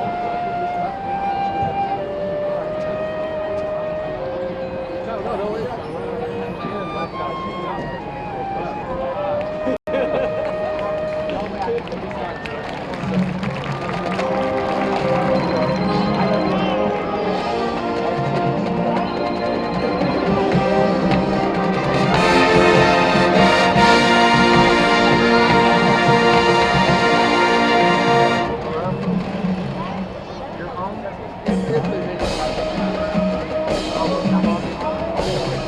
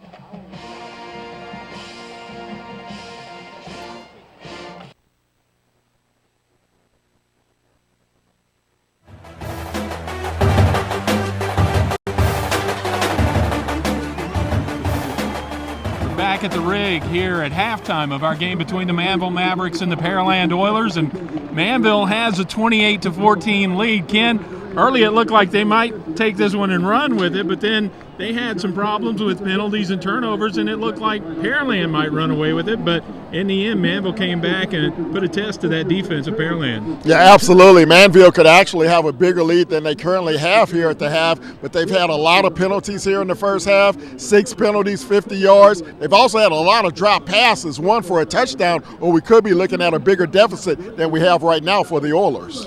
Yeah, the Mavericks made some big plays, and really a lot of that done just sheerly on the strength of their quarterback, Shane McCarley. Shane McCarley has been fantastic here tonight. He's avoided the rush. He's seen the rush. He's really dominated in the passing game, made a lot of pinpoint passes. Even in this breeze out here at the rig tonight, he has been very accurate indeed. Pearland's defense had come into this game allowing only 21 points total in their first 8 games. In the second, third, and fourth quarters of games this year, they gave up 21 in the second to Manvel. Yeah, it's been a struggle for the Pearland defense here tonight so far. They've gotten some pressure on McCarley. They just haven't been able to bring him down. And once he's broke containment, he's found wide open receivers in the Oilers secondary. So they're going to have to definitely make some adjustments here in the second half. Well, if you're the Oilers, what adjustments can you make here in the second half? I think for one, on offense, it has to start up front. They have to be more dominant on the offensive line, have to protect their running game, and on the defensive front, they're going to have to start to get a little bit more pressure on the quarterback. All right, well, we will see what happens with that as Pearland will be down by 2 touchdowns. Now, the Oilers deferred on the opening kickoff, and so they will receive the football to start the second half here as we get ready to play. Yeah, the Oilers, they're going to have to come out. What they want to do is be patient. They're only down by 14 points. They don't want to get out of themselves. They still want to use ball control, try to get their defense to stay on the sideline. The defense has had some problems here in the first half. Want to try to get them some rest, try to keep that offense of Manvel on the sideline as well. So if Pearland can control the line of scrimmage, they will be able to get back into this ball game. But that has to be a tall order for them here in the third period. Yeah, it sure will. They trail by 2 touchdowns. We talked a little bit about it. Their offense may not be perfectly designed for a comeback from a big deficit. That remains to be seen. The only loss that Pearland has on the season came way back in their 3rd game of the season, back in week 2 on a rainy night here at the rig in Pearland against the Memorial Mustangs out of Spring Branch Memorial under head coach Gary Koch. They lost that one 20-8, a couple of turnovers, and a couple of pretty good defensive teams matched up in that ball game. Yeah, and a couple of running ball clubs as well as Houston Memorial. They're a ground control team, so they're facing something a little bit different here tonight. In Manvel, as we saw in the first half, they like to throw it around, and they like to throw it around early and often. Now, one of the themes in the first half was the discontent, let's call it, of Kirk Martin. And you can see the coach as well. He's just off camera there on the opposite sideline, but Kirk Martin still talking to the officials as his team gets ready to start the second half. But as well as his team played, especially in that second quarter, there was still a lot that Coach Martin wasn't really thrilled about in that first half. Yeah, he definitely wasn't happy with all the penalties from his team. You know, some he may have felt were uncalled for, but nevertheless, his team played a heck of a first half. Now, what they have to avoid is coming out lackadaisical, something that they did against North Shore early in the season. They had a big halftime lead against the Mustangs, and they saw the Mustangs come back and defeat them for their only loss of the season. So if they've learned anything from that, they'll take that blueprint, try not to reenact it here tonight at the rig. Well, that's an excellent point that you make, because Manvel did have a lead at the half over North Shore in that game over at Galena Park ISD Stadium back in week 1, their second game of the season. They scored the first they scored the first 3 touchdowns, had a 21-0 lead, and then a 28-7 lead. And then right before halftime, North Shore came back and made it 28-14. So maybe the coaches talked at the half with Manvel about the fact that they do not want a repeat of the North Shore game here tonight. Well, Pearland will have the win at their back. Manvel will be kicking into the win to begin this third period. So the Oilers hope to have good field position coming out of this. Now, both teams did have some difficulty on some pooch kicks in the first half, and here's another one to begin here in the third period. Fair catch signaled for Jake Crane, one of the upbacks on the return team. The tight end for this Pearland Oiler team cradles the football, hangs onto it at the 35-yard line, and that's where the Oilers will set up shop, 1st and 10. To begin their drive heading northbound from the Oilers 35.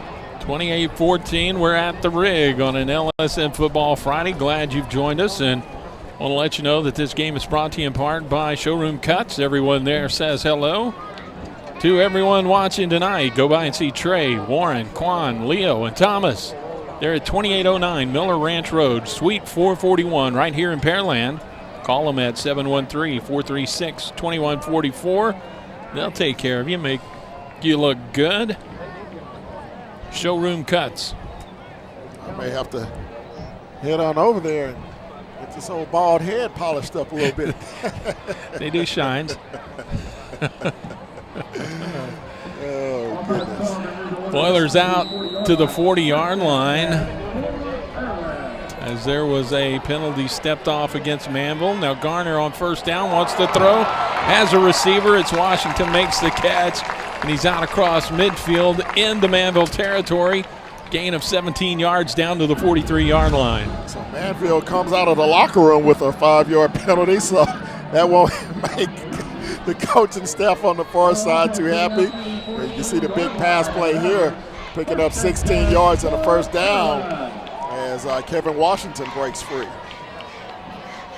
Handed off to Hayden Cole. Into the pile he goes, maybe gets a yard, down to about the 42. They may give him the 41. It's going to be 2nd and long either way.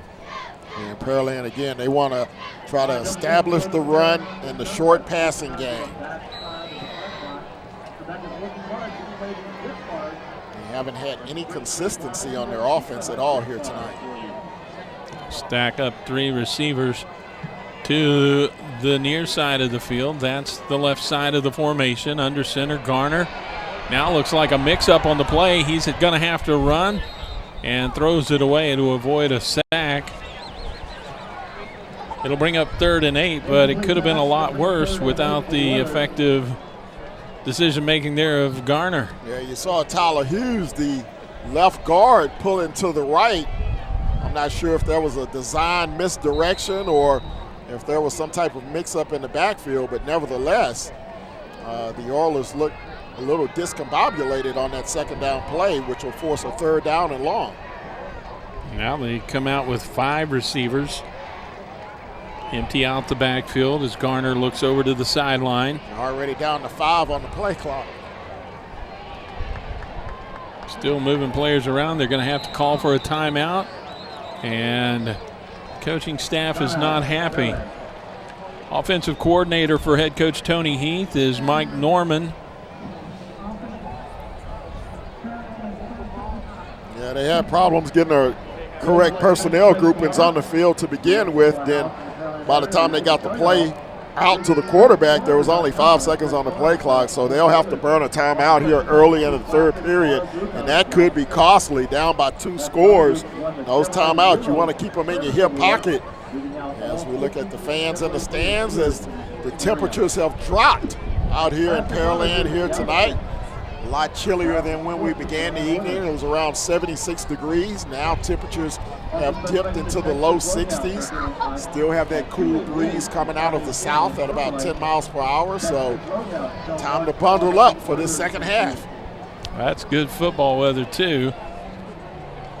And these fans are treated to a great game tonight, so they don't seem to really mind that the temperatures cooled off a little bit. Coach is taking a little bit of extra time on the near sideline. The Pearland coach is talking to their offensive unit as they send them back out to the line of scrimmage. Just underway here in the 3rd quarter of play. Now they will set up for a fake reverse, and on the keeper, it's Saunders. He's got his first touch of the night, and he's going to be down inside the 20 at the 19-yard line. Adam Saunders, the senior running back / receiver. Yeah, you see again just a little fake end around, and Saunders able to get around the left side. Defense loses containment, makes a nice move, gets a good block on the outside that time from his receiver. Picks up 23 yards and a first down. Garner play fake, throws. Washington makes the catch. Immediately hit low, and a flag comes in at the end of the play. They'll give him the 15-yard line. It's going to be a personal foul assessed against the Mavericks. See if we can see it. See if we can pick it up. Just a quick little hitch route to Washington. See the hit here, the receiver down, and didn't see the personal foul there. It's an awkward looking hit, and maybe the official's thinking of a safety issue there, but I agree with you. I'm not sure if that was worthy of a 15-yard, or in this case, half the distance penalty, but it will set up Pearland. First down and goal. Did he call helmet to helmet? Bizarre. First and goal from the 7-yard line. Here on first down is a handoff. And it's Hayden Cole who carries it off to the right side. Maybe got a yard down to the 6. Second and goal to come. Cole off the right side. He's the big body runner, the big bulldozer, if you will, that Pearland likes to go to when they get inside the 10-yard line. So they'll have a second down just outside the 5. See what the coaching staff dials up here. Pearland trying to get an early score to get right back into this game here to start the second half. Play fake. Garner on the keeper, takes it to the end zone, and he's in for the touchdown.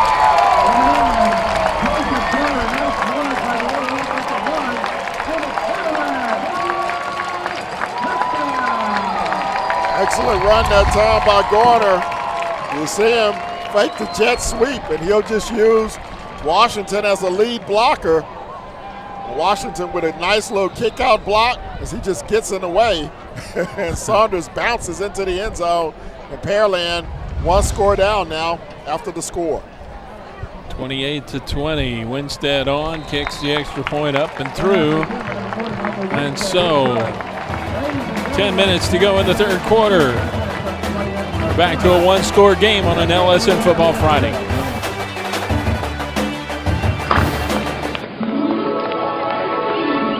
Lone Star College opens doors for nearly 50,000 students. And we're ready to open doors for you too. Register now, on campus or online.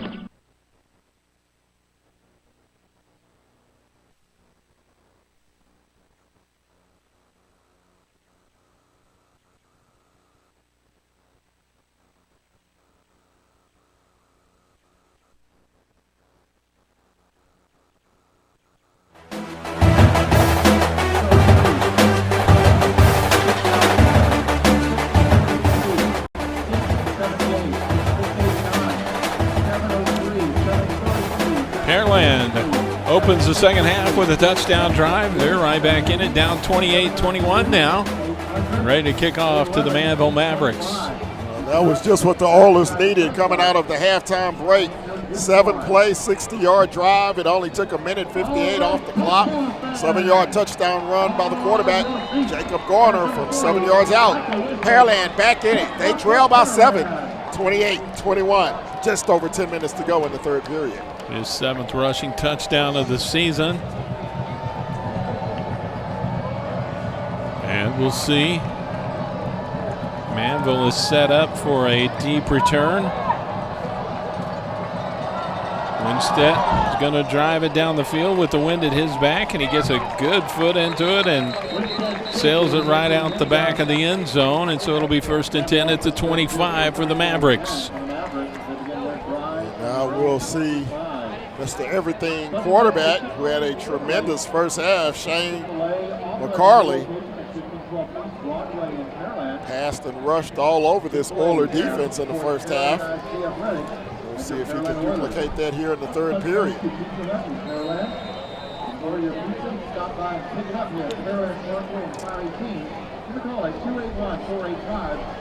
Manvel's offense heads to the line of scrimmage. Corley with 4 touchdown passes in that first half to account for the 28 Manvel points. Jet sweep. Thompson turns it back, and he's going to be wrapped up. Found nothing there, and then it closed up behind him, and he's going to be dropped back behind the line of scrimmage at the 21-yard line. It'll be a loss of 4, 2nd down and 14 to come. Good job that time by the Oiler defense, staying at home, front side and backside. As Thompson, who averages over 20 yards per reception, bottled up on that carry. A lot of these Manvel receivers averaging double digits in their receiving yards per catch. McCarley's going to throw, has Thompson complete, and he is out across the 35 to the 36-yard line, gets the yardage he lost plus some back, and it's going to be another first down. You see, again, no pressure. Receiver wide open, beats the zone coverage in the secondary. Finally brought down, but not before he picks up 15 yards on a first down. McCarley to throw again, pressured, avoids the rush, out of the pocket, flag on the play. He's going to be nudged out of bounds over there by Giberman at about the 44-yard line, but the flag is in the area where you'd expect to see a holding call, and we'll see what we get here. The great thing about McCarley is that when he's scrambling, he still keeps his eyes downfield looking for an open receiver. He's not looking to run first like a lot of young quarterbacks. He's always looking downfield to try to find an open man. This time it's going to come back because of a holding penalty. See where it is, maybe number 58 there for the Mavericks. Their offensive lineman. Stephen Smith, if he was the culprit. And if he isn't, we apologize, Stephen. here's a slip screen underneath. The pass is complete, and a big gainer out across the 45 to the 48-yard line. And that is Clay on the reception and run after catch. Take a look at it again. And there's another flag down. This one may be roughing the passer. But again, a convoy in front of the tailback, Quaylon Clay. And the first down goes out across the 45, and it's going to be 15 more tacked on after that.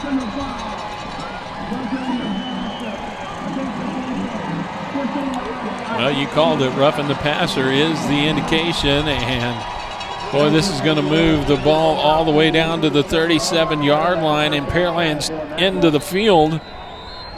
And a big break for Manvel. 21 yards on the pass play plus 15 on the penalty. Here's Clay on the carry. Started to go outside and then stutter stepped back to the middle of the field, and he gets down to about the 31-yard line. 6 on the carry. 2nd and 4 to come. And you see Clay's numbers on the season, 14 attempts, 89 yards. They don't rush it much, but when they do, they are pretty effective.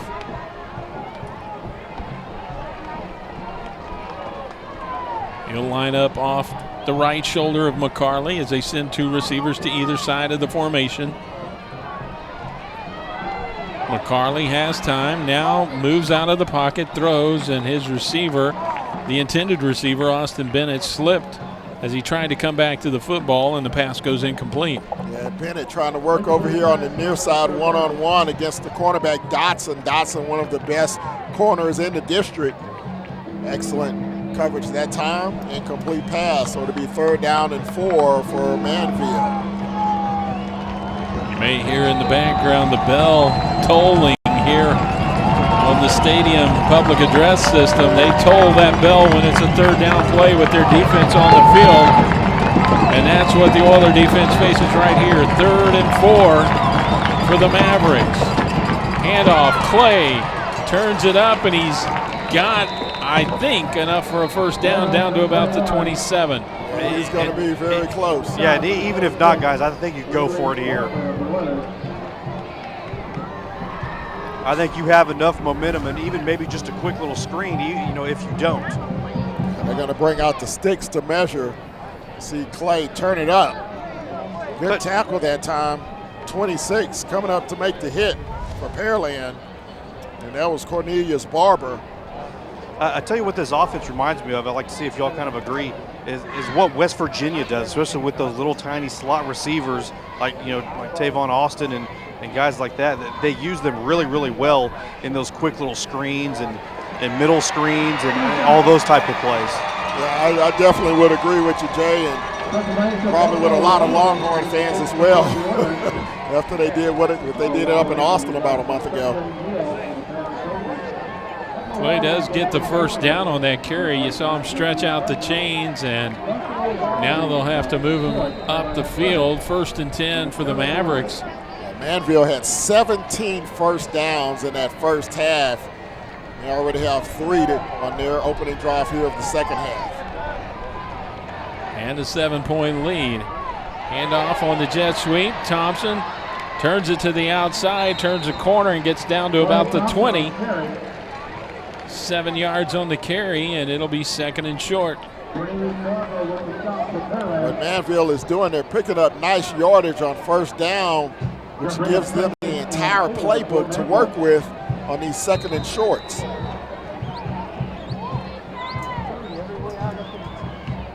It really puts the Oiler defense on its heels. Stack the eye, offset with the shotgun. McCarley throws to the corner, incomplete. Intended over there is that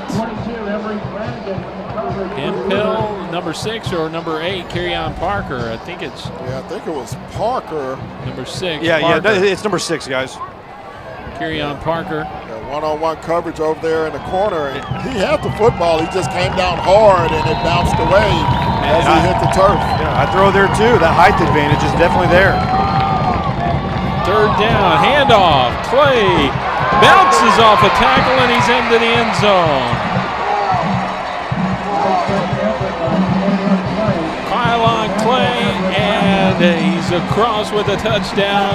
And that takes the lead back up to 2 TDs for the Mavericks. This Oiler defense has not been able to solve the Manvel offense. Just a little inside trap. And you see Clay hits the B button with the spin move at the 10, gets into the end zone, and Manvel back to a 2-touchdown lead. Enriquez on to attempt the extra point out of the hold of Thompson. Good snap, good placement, good kick, and it's out to a 35-21 lead. 6:49 to go in the 3rd quarter of play.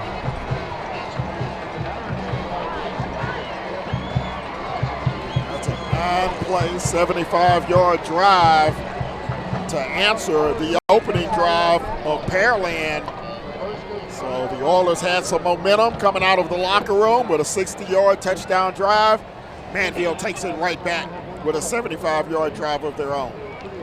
This is far and away the most points that the Pearland Oiler defense has given up all season long. They allowed 3 to Madison to start the season. They've got 3 shutouts on the year. They shut out Fort Bend Kempner in week number 1, the 2nd game of the season, 24-0 down at Mercer Stadium. Then in district, they had back-to-back 63-0 wins over Pasadena and Sam Rayburn in the first 2 weekends of district play. But of course, those offenses are nothing like this Manvel offense.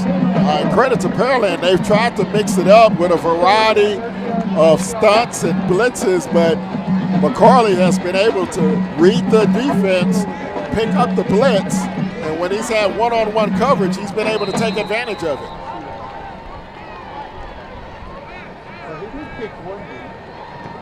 And he's just got that knack to keep a play alive when it breaks up after it's initially drawn up. Enriquez has the football. Teed up at the 40-yard line. Ready to get a running start. It's going to be a high, short kick. It's going to come down to one of the upbacks. And again, that's Jake Crane, who signals for a fair catch and steps out of bounds right at the 35-yard line. As we talked about at halftime, Lonnie, if not for the penalties and the drop passes in the first half, this may be a bigger deficit for Pearland to overcome. Manvel really shot themselves in the foot early on in this ball game. And now they've seemed to settle down some, really putting some pressure on this Orly team.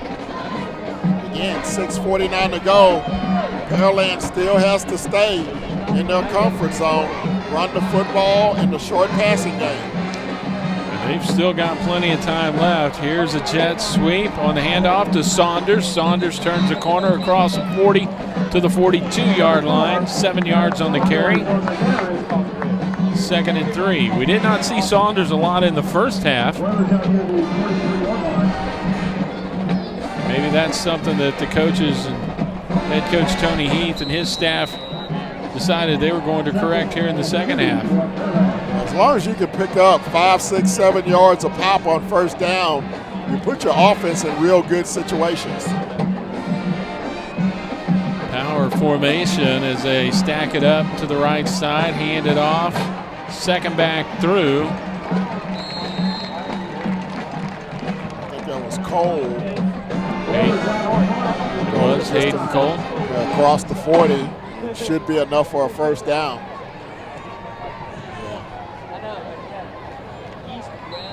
Needed 3, he got 4 out to the 46-yard line, so it'll be 1st and 10.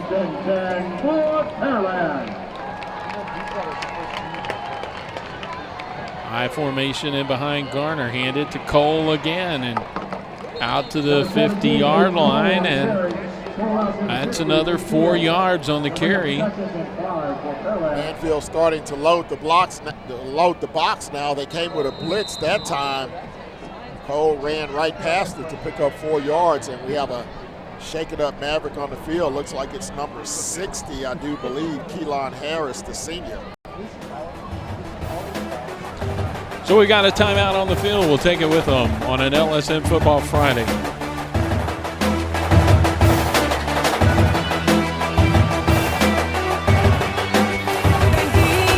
But better, Shell Federal Credit Union.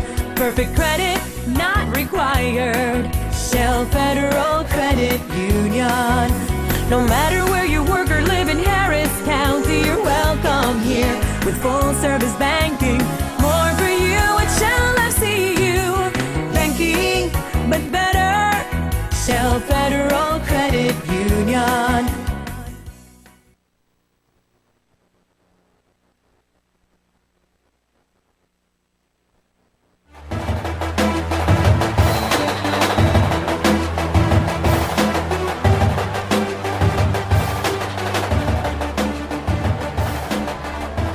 Jogs off the field. Looks like he's okay. May have just had the wind knocked out of him. Come back to you. It's going to be 2nd down and 6 for Pearland, right at midfield stripe. Rasheed Davis laid off the field, and Saunders on the sweep takes the handoff, and he'll get across midfield and down to about the 47-yard line. A couple of yards shy of the first down sticks. May be looking at 2-down territory here for Pearland. Still over 4, nearly 5 minutes to go here in the third period. But on the Manvel side of the midfield stripe, facing a 3rd down and 3. If they don't pick it up here, I wouldn't be surprised if they went for it on 4th down. Handed off, Cole out of the backfield, and he is going to be wrapped up, stacked up, and backed up. Out to about the 48-yard line. That's going to be about a loss of a yard on the play, and it'll bring up a 4th down play. Well, now we'll have that decision time for the Pearland coaching staff. That play didn't fool anybody. First man in, big defensive tackle number 78. Asupe K, if you will. Hopefully I got that correct, Mom and Dad. 4th down, and they will leave the offense out there to go for it. 2 receivers out to the left side. Garner wants to throw that way. Rashid Davis makes the catch. What a catch. But now, did he get enough yardage? Where did they say he went out of bounds? Let's see. I don't think he's going to have enough based on where the official spotted the football. Let's look at the replay. At first glance, I thought he had enough on his forward progress. Heck of a one-handed snag by Davis. Yeah, he got popped out of bounds. Looks like on the wrong side of the 45. So I think Manvel's going to take it over on downs, and they will. So he comes up just a little bit short. Needed 3. He only got 2. Very athletic play that he made to just bring that ball in and make the catch. But in doing so, he didn't have much forward motion. His motion was carrying laterally and bumped out of bounds without being able to just inch forward for that first down. And so Manvel takes over. A big defensive stop on that series for the Maverick defense. Now the pressure really amps up on this Orla defense, down by 2 scores. They really need to force a 3 and out, get their offense back on the field. McCarley, inside handoff to Clay, and a little misdirection that time on the sweep fake, and then they hand it off to Clay on the delay, and he gets a couple of yards out to about the 47-yard line. Yeah, nice open field tackle that time by Chris Player. Looked like that was going to be a big gainer, but Player stops him for 3. It'll be 2nd down 7. Clock rolls down to the 3-minute mark here to go in the 3rd quarter, and Mavericks with a 2-touchdown lead, not in a hurry. Now here's pressure. Gibberman with the blitz up the middle, and he's going to get to McCarley and sack him. John Gibberman on the sack. Just came straight up the gut. Well, McCarley could not get away from this one. This was an inside linebacker blitz, and Gibberman able to wrap him up. Only the 2nd sack of the night for the Orla defense, but it couldn't have come at a better time. Yeah, guys, if you watch that replay again, though, you'll see McCarley, even as he was falling down, his eyes still looking down the field, trying to find something to throw it to. Big 3rd down play, 3rd and long, and he's got a receiver open. Austin Bennett makes the catch inside the 30, and he falls down at the 28-yard line, or he might have been gone. Safety has got to get over there. There's no reason why that safety on this side of the field, I believe they were in the cover 4 look there. He's got to be over here and make that play. 34 yards on the reception, and you see the receiver, Bennett, kind of get his foot tangled up in the turf, and he's down on the field, and the Manvel faithful on the far sideline. They have some concerned looks on their faces right now as one of their star receivers is down on the field. But as you mentioned, Jay, the safety did not get over to help the corner, and that allowed the reception to take place. And so Manvel comes up with a huge 3rd down conversion. And when play clocks back in, they'll have a fresh set of downs with 2:27 to go.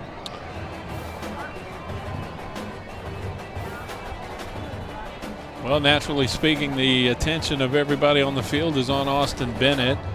But let's take just a second and again remind you of the importance of this ball game. Pearland and Manvel both undefeated in District 22 5A play. And Bennett is going to be assisted off the field.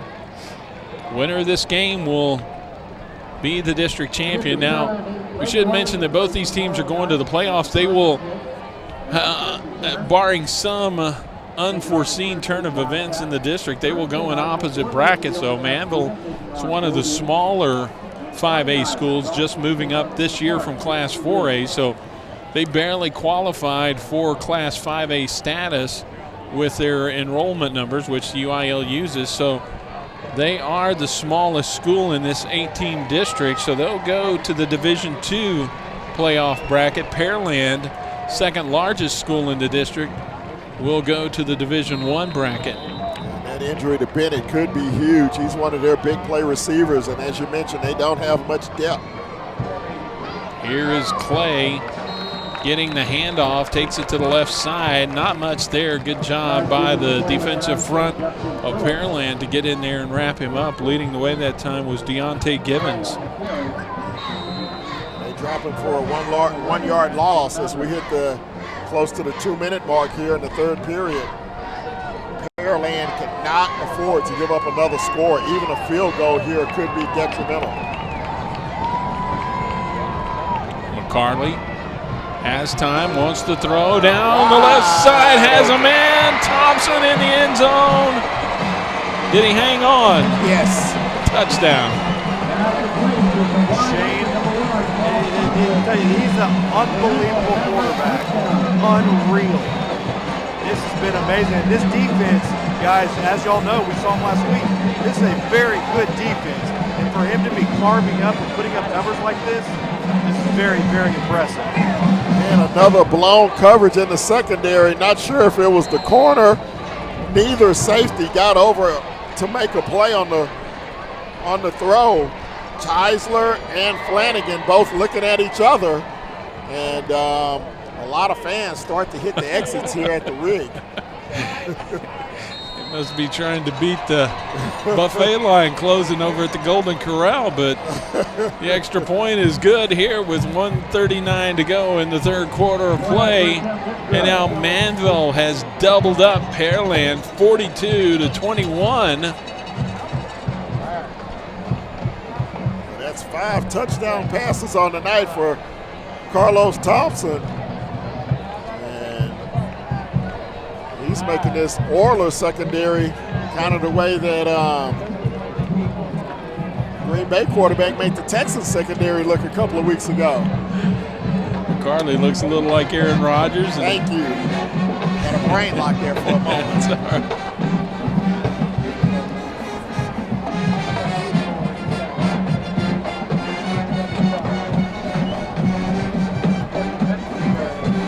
That was a 5-play, 55-yard drive for Manvel after the turnover on downs. And Pearland in a big hole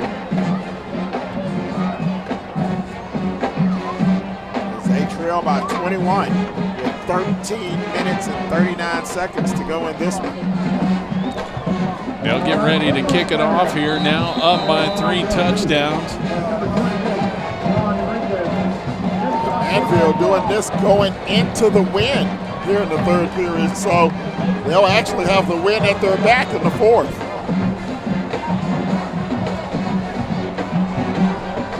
Enriquez gets a running start, high short kick. Fair catch signal and made up front by Pearland's Matthew McMillan. That one barely went 10 yards.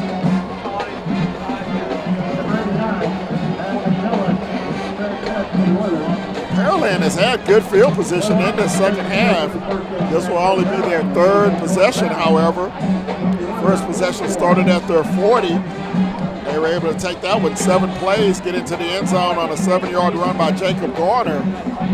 The last possession, however, began at the 35. They had 1 first down, but then turned it over on downs when they were about half yard short on a catch by Davis.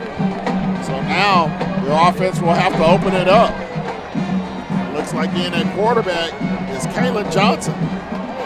Johnson will look to throw, tipped and almost caught. Now we've got a whistle at the end of the play, but Trey Smith, the intended receiver, had the defender step in front, but then still almost stuck with it to come up with it. Just could not find a handle on it. Johnson on the season in 7 games, 36 of 63, 369 yards. He has 3 touchdowns, no interceptions. So the junior will try to lead the comeback for his Pearland Oilers. Sets the throw and fires a strike, but Washington can't hang on, and then we get a flag come in after the play is over. This maybe an unnecessary roughness or? These officials are really sticklers on hitting the receivers.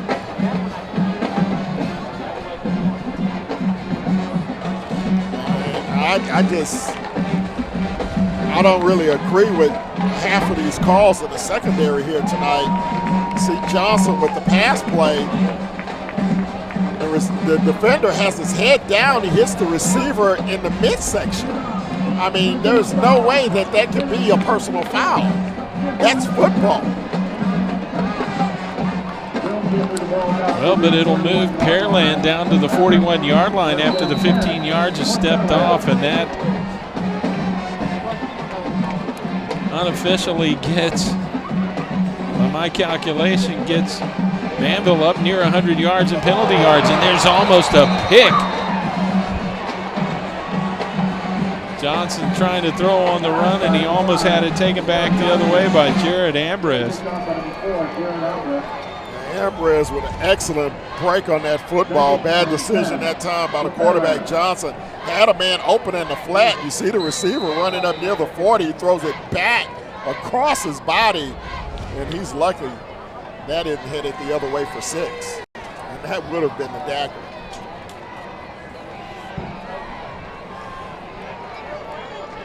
Second down and 10. Johnson going to drop back to throw again and underthrows his intended receiver. Looked like he had to drop a little bit deeper than he wanted to thanks to the pressure that came in by the Manvel defensive front. Johnson on this drive, 0 of 4. And he looks a little bit rusty. Kirk Martin on the Manvel sideline, signaling to his defense. Big 3rd down and 10 to come right here. Johnson, empty backfield, wants to throw, flushed out. He's going to be wrapped up and dropped back at the 44-yard line. That'll be a sack, and it'll bring up 4th down. Johnson had a receiver running open in the slot. Rasheed Davis was running all by his lonesome near about the 25-yard line, but Johnson didn't see him, pulled it down, tried to scramble, and he's dropped for a 3-yard loss, and Pearland's going to have to kick it away once again. Tony Heath says that we have enough trouble stopping this Manvel offense, so let's kick it away and try to pin him back a little bit here. Snap to Winstead. He will angle the kick away. A pretty good kick this time. It's going to bound at the 10. Rolled sideways and then took a Pearland roll out of bounds at the 5-yard line. So just under half a minute to go in the 3rd quarter. Manvel will get the ball back, but they'll have 95 yards to go. 39 yards on the punt, 0 on the return. Good kick, pins them down inside the 10 at the 5. So now an opportunity for this Oiler defense. If they can force a 3 and out, they really need to force a turnover. They're going to have to come up with a big play to try to get some momentum back on this home sideline. I mentioned a little while ago, some of the Pearland fans are, by their actions, saying that they don't believe the Oilers can make it back from this deficit. Here's pressure inside the end zone. McCarley slips away from it, gets the pass off. Avoided the sack and the safety there, but the pass is incomplete. 2nd and 10. This is where, if you're Manvel, you may want to go to a little bit of a ground game, try to chew up a little bit of clock, but they're throwing out of their own end zone. 4-man rush by the Oilers. Nearly get to McCarley, but like he's done so many times tonight, he escapes, throws it away. 2nd down 10. Just like Pearland's not built to come back from a big deficit, Manvel's not really built to slow the play down. That was a big hit in the backfield coming up to make the stop. Linebacker number 18 for the Oilers. That's going to be Justin Phillips. And he's been one of the standout defenders here tonight for Pearland. Brings an end to the 3rd quarter with that play. We've got 12 minutes to go. Manvel, a 3-touchdown lead on an LSN Football Friday. Local grocery store. This man just took money from his bank that wasn't in his account. Did you catch it? Let's see that again. There. He just got 10 cents back for every $10 or more purchase on his debit card with cashback counts checking from Community Bank. Imagine a bank that actually pays you to use your debit card. Swipe all you can from your bank. Community Bank of Texas. Bank where you live.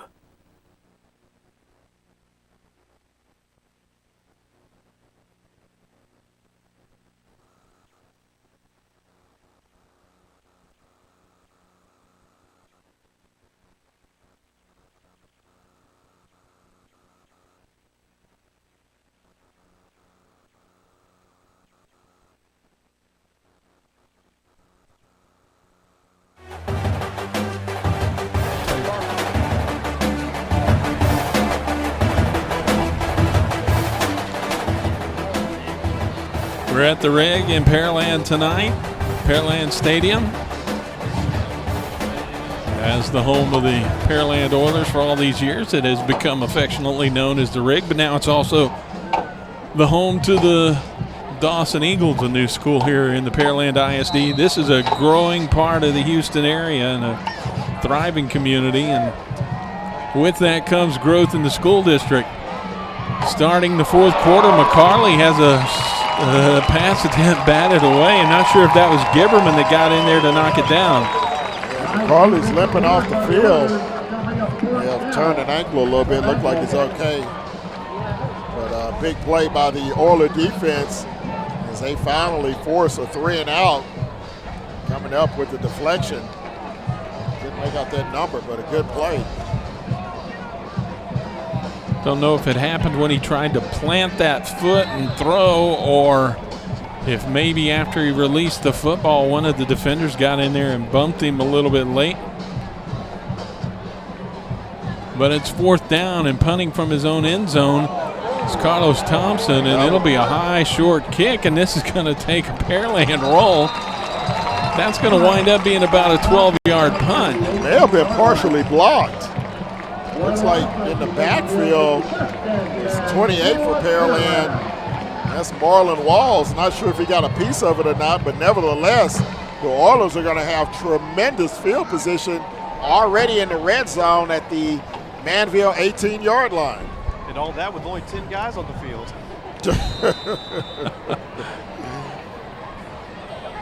Well, if a play works, it works. Kalen Johnson's going to bring him back out to the line of scrimmage. 1st and 10 at the 18-yard line.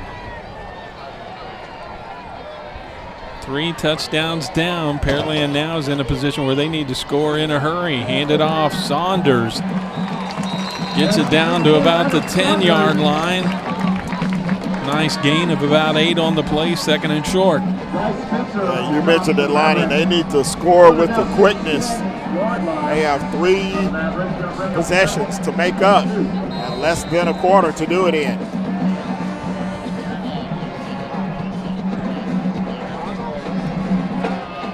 Back to the line of scrimmage, and now Garner comes back out at quarterback. And a whistle before the snap. Didn't look like they got set.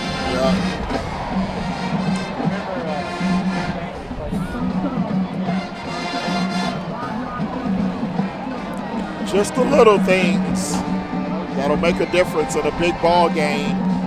Again, this one for the 22-5A District Championship. Pearland at home here tonight with the upstart Manvel Mavericks bringing it to them at the Rig. They lead it by 21. And now instead of a 2nd and 2, you've got a 2nd and 7 from the 15, and now some confusion still, and we've got a timeout on the field. Wow. Talk about a penalty that takes you out of a 2nd and 2 to a 2nd and 8. Then you have to burn your 2nd timeout of the half. Pearland with only 1 timeout remaining. Not looking good for the Oilers right now.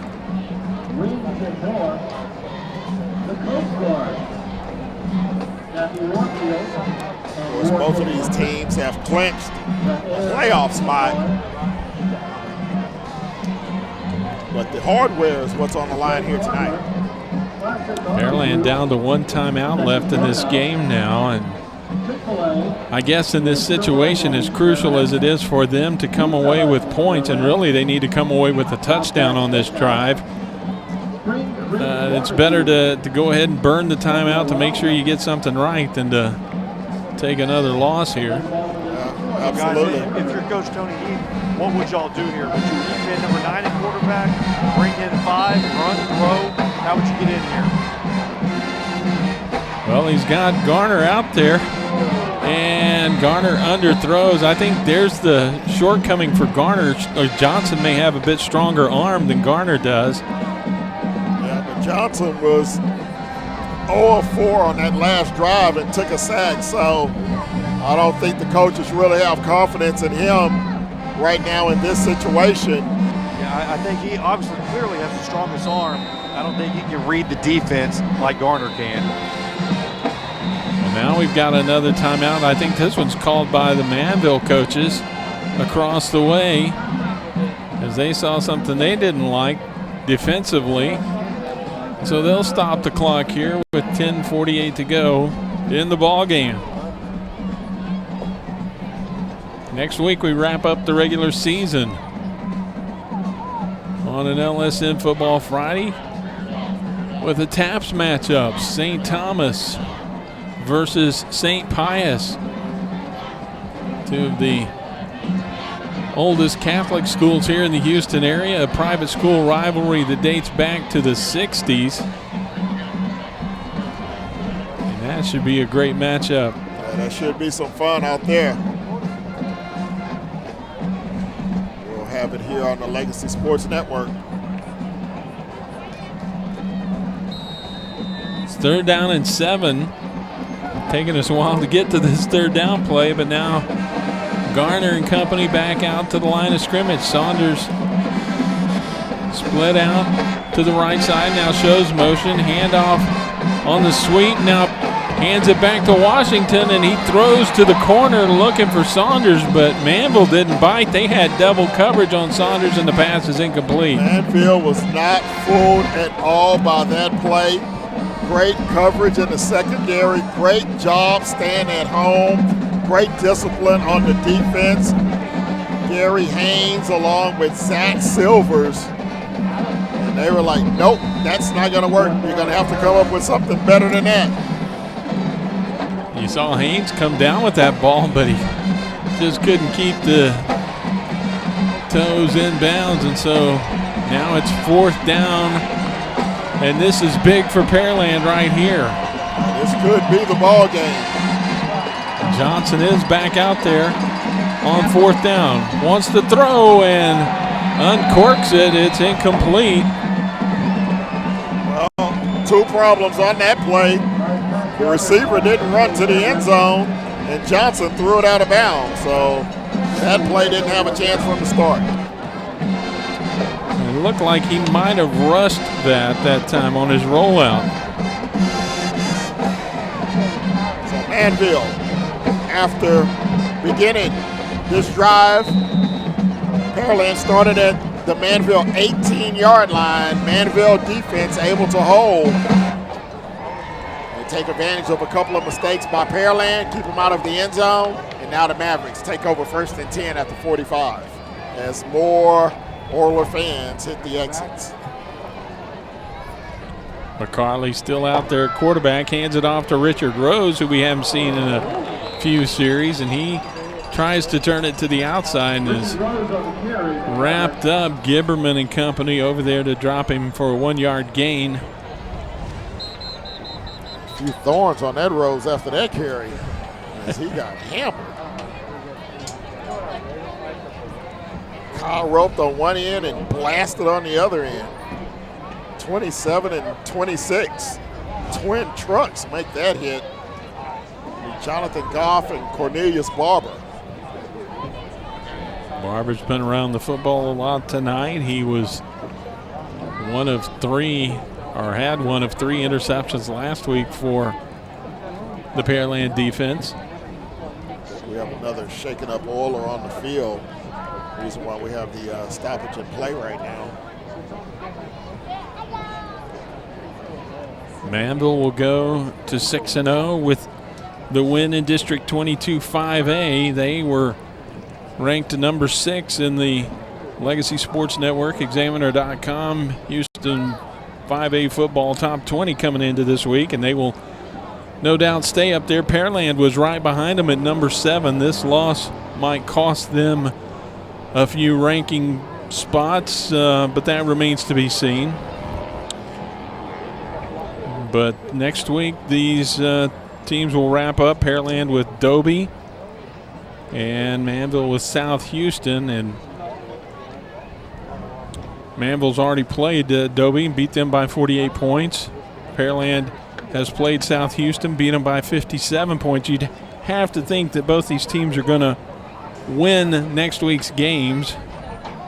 Yeah, and next week may be a opportunity also where you may see some starters rest as well for the playoffs.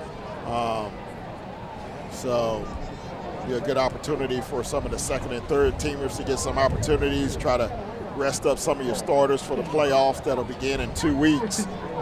And it looks like Manvel is going to go in as the district champion unless something crazy happens here in the last 10-18 of this ball game.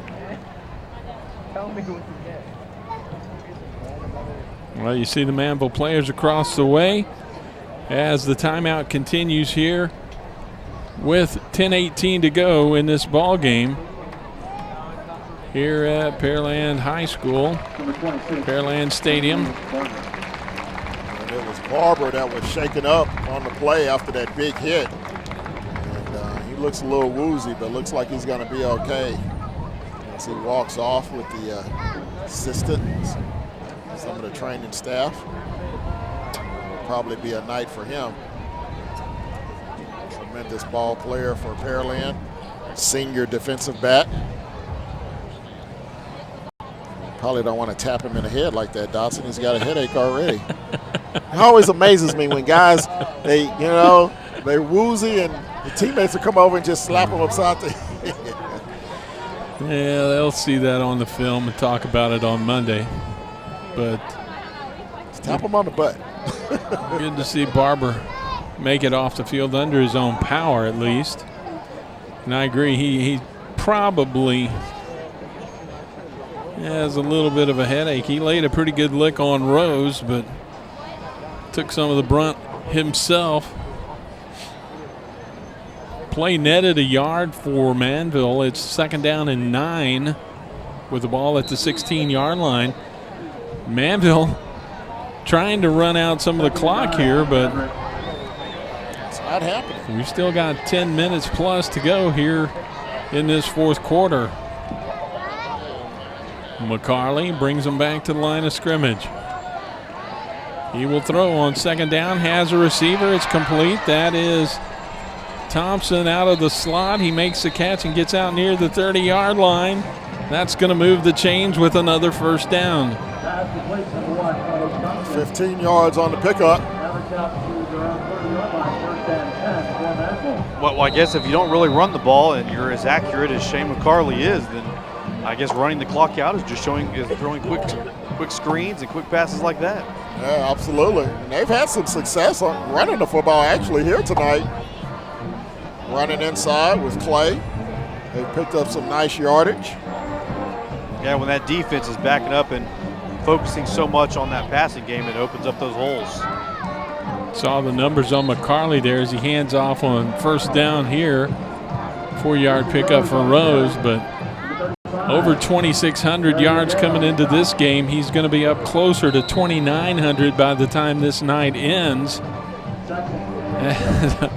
Through 9 games, right at just under 3,000 yards. That's a pretty good season. I think he's looking at Old Dominion as a possible collegiate spot for him next season.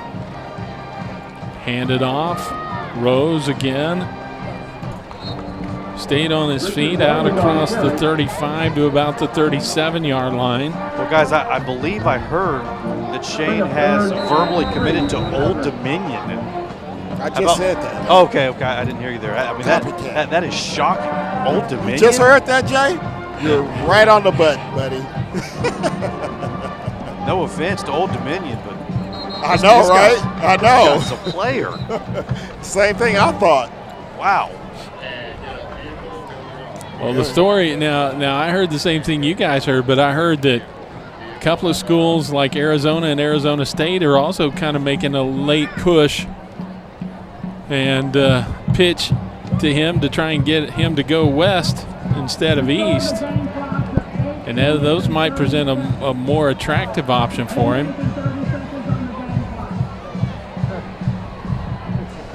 It's going to be impressive for Manvel to move up from the Class 4A level, as good as they were at that level, to move up to the highest classification in the state and compete well with the teams in this classification. You're talking about a Pearland Oiler team that's a perennial state championship contender. I mean, this just isn't your, everyday run-of-the-mill, high school football team that they're dismantling here this evening. McCarley to throw has Thompson. He kept that play alive again until Thompson got open, and he makes the catch out across the 45 to the 48-yard line. You have to wonder on that far sideline when you start to try to get some of your reserve players in. You already had Bennett, one of the star receivers for Manvel, go down earlier in this ball game with a leg injury. So you definitely don't want to get any of these guys beat up more than necessary heading into the playoffs.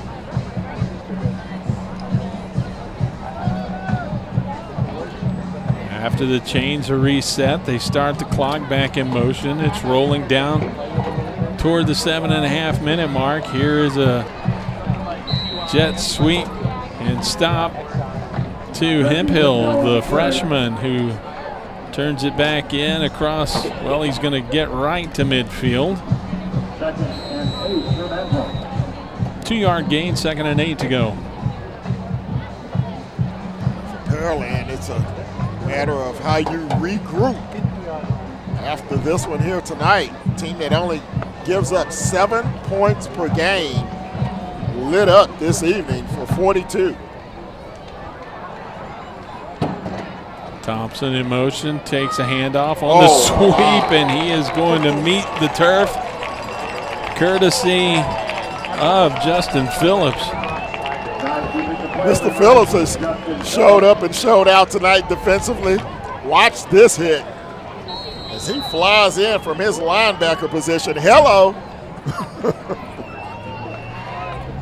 Not this time. Yard loss on the play back to the 49-yard line. Clock does continue to roll, though. Big 3rd down and 9 here. Carley waggles to his left, sets up, throws. Thompson down the field, underthrown and incomplete, knocked away. Pretty good defensive play that time on the back end by Connor Chichester. Yeah, one-on-one coverage downfield, and Chichester able to come over and defend the football. Ball just slightly underthrown. Thompson had to wait for it. Allow the defender to close and break it up. It'll be 4th down for Manvel. So they will punt the ball away.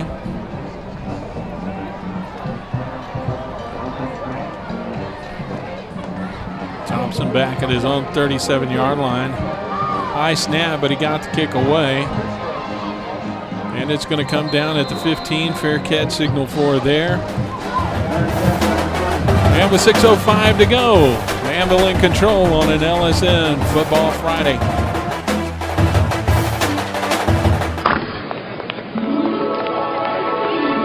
Lone Star College opens doors for nearly 50,000 students. And we're ready to open doors for you too.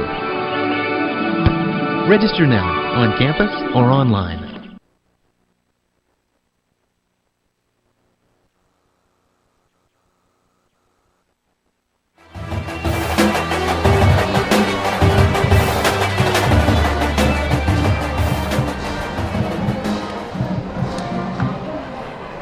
Change of possession gives the ball back to Pearland as we come back to the rig here. And on the handoff, second effort, out across the 30, 35, and now the 36-yard line. On the carry is Jacoby Butler. Looked like Manvel thought they had him wrapped up and stacked up, and nobody ever tackled him. He broke free for a big gain. Yeah, Butler, the sophomore, 21 yards on the run. Actually give him 22 to the 37, so it'll be a first down. 5:55 to go in the ball game. Pearland trailing by 21. Johnson still in at quarterback. Vogler goes across in motion, throw, and intended for Rasheed Davis. He was just breaking up the field and trying to stop his route and come back and make the catch. It was thrown behind him, but he could not catch it. You see, Johnson has some good tools. He's got a strong arm and a quick release. He's just got to settle down and work on his accuracy. He's 0 for 6 here tonight. Let the game slow down and come to him just a little bit. 4 receivers, 2 to either side. Pressure comes from all sides, and now he's going to be stacked up and dropped for a sack back at the 33-yard line. Again, you see the jittery feet from Johnson as soon as he drops back. Just a little indecisive on where to go with the football.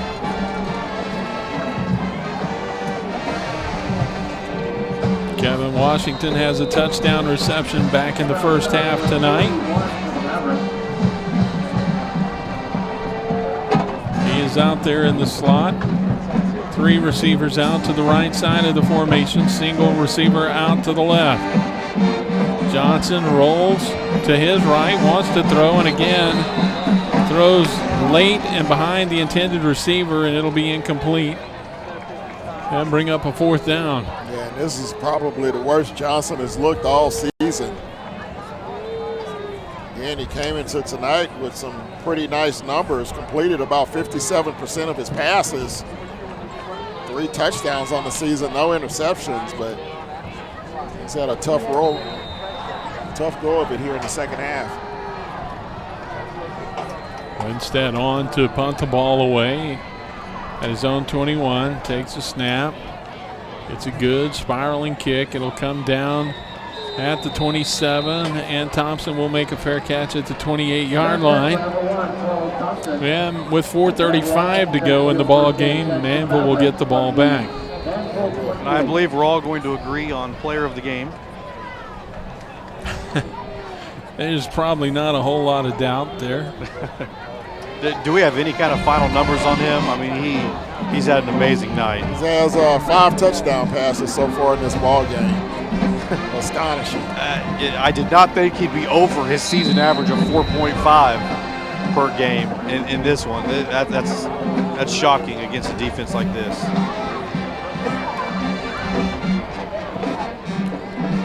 Well, and he's still out there. He comes back to the line of scrimmage, and so he's going to ostensibly take this one to the house for the team. Pressured, and he wants to throw on 1st down. Has Wilson, and that's incomplete. Hits the turf as Quandre Wilson tried to make a diving catch. Yeah, now see, this is where you can make the opposing coaches just a little bit angry.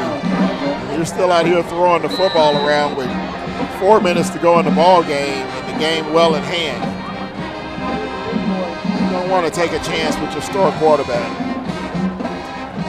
Lined up in the spread, though, 2 receivers to either side. Now he's going to hand off on the delayed draw to Rose. He'll carry it across the 30 to the 32-yard line, and that'll set the clock in motion and bring up 3rd down and about 6. This is going to be the 7th time in their 9 games this year that Manvel has scored at least 40 points in a ball game. High-flying offense. We told you they average just under 500 yards per game. They come in averaging 44.9 points per game. And they're going to get close to that tonight. McCarley on third down wants to throw, and he finds his receiver, Rose, out of the backfield. He'll make the catch, pick up the first down at the 46-yard line. What a tremendous throw that time by McCarley. Watch this, folks. See the receiver just stream out of the backfield, and he just hits him perfectly in stride. The back does not have to break his steps at all, just catches it in motion. That was a perfect throw. First and 10, clock stops on the out-of-bounds play, 3:37 to go. Hand off up the middle, Rose carries it straight up the hash marks out to the 49-yard line. 3 yards on the gain, 2nd and 7, but really at this point, down in distance is less important than eating up the clock for Manvel. Yeah, absolutely. They just want to keep it rolling as it goes to 3:15.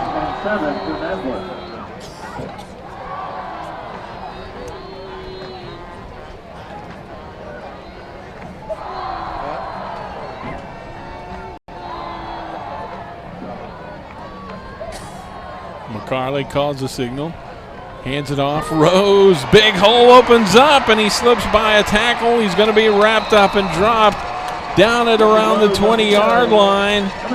Getting over there perhaps to save a touchdown was Marlon Walls, but Rose with a big gain sets him up in the red zone. A tremendous block that time. Big number 75 for Manvel.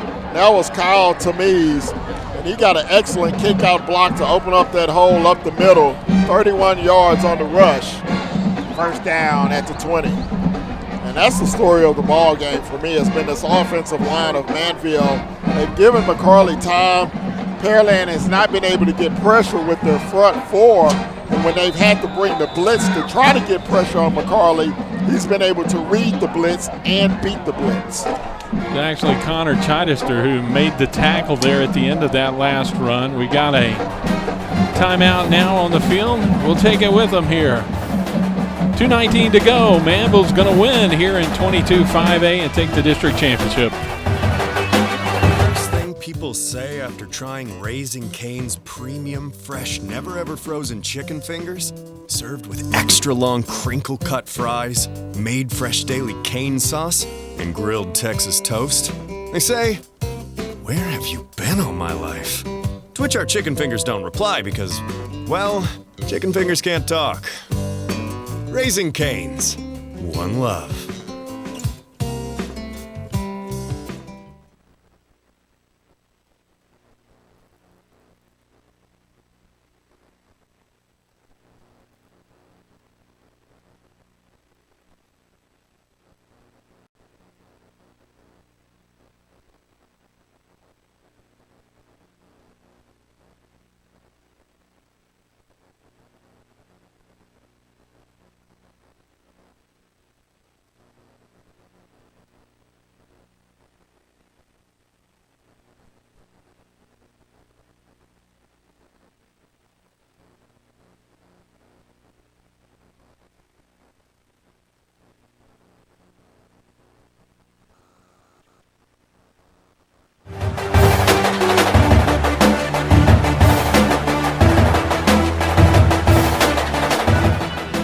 .219 to go in this one. Manvel with a 1st and 10 at the 20-yard line in Pearland territory. McCarley wants to throw. He's under pressure and has it picked off. This one could be taken back the distance. On the run is Dotson with the interception, and he will be wrapped up at the 20-yard line. That was probably an ill-advised throw. It was an ill-advised play call. Oh, karma. It's going to come back to get you. Throwing the ball up by 21 with 2 minutes left. Tell you what, this Pearland staff, you're not going to forget this one. And they came with an all-out blitz against McCarley. And you don't want to expose your quarterback with a 21-point lead. And Dotson, who had the play of the week last week in our Legacy Sports Network game, nearly takes it to the house that time. Johnson back out at quarterback for Pearland. He'll hand it to Saunders, who will take it forward down to about the 15-yard line. Under 2 minutes to go in this one. Pearland still with 1 timeout remaining. 4-yard gain is going to bring up 2nd and 6. Butler replaces Saunders in the backfield. H-back is Bogler. Handed off to Butler. Has a block inside the 5. He's going to be down at the 2, maybe the 1-yard line. 1st and goal from there. They'll stop the clock to move the sticks. And Pearland trying to tack on a score here as time runs out. Sent in their jumbo formation. 3 tight ends in the ball game now. 2 tight ends, 2 backs. They'll wind the clock as we go under a minute and a half. Handed off. It's Bogler, the fullback, who gets the carry.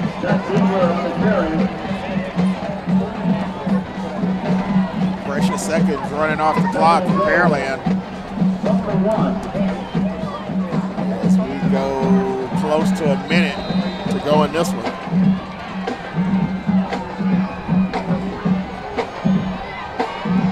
Back to the line they come, handed off. Butler into the end zone, touchdown. Jacoby Butler for Pearland. Makes it 42-27. Now you'll line up and go for the onside kick as you see just the little inside handoff to Butler. Walks it in over the left side.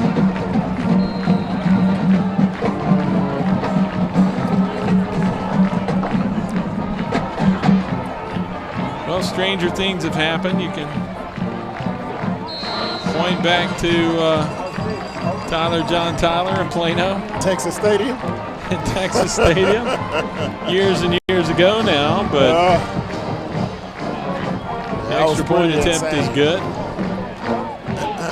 42-28. Well, now Manvel's still very likely to go to 8-1 here in the regular season.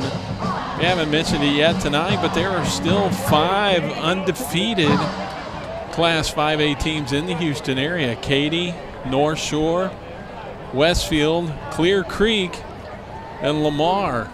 Out of those 5, I would have to think that Katy is still probably the favorite. Katy and maybe North Shore at the top of that class. Yeah, absolutely. North Shore has been tremendous so far this season. We've seen them twice. Saw Katy early in the season. And both of those teams are going to be tough to beat. But, hey, LaPorte knocked off Katy last year, and nobody saw that coming. So you just never know. You never know. Manvel will line up for the onside kick attempt. Winstead, and he will kick it to the left, and it's going to be fielded by one of the upbacks for Manvel before it gets 10 yards. The flag is down, but Zach Silvers wraps it up at the 49-yard line.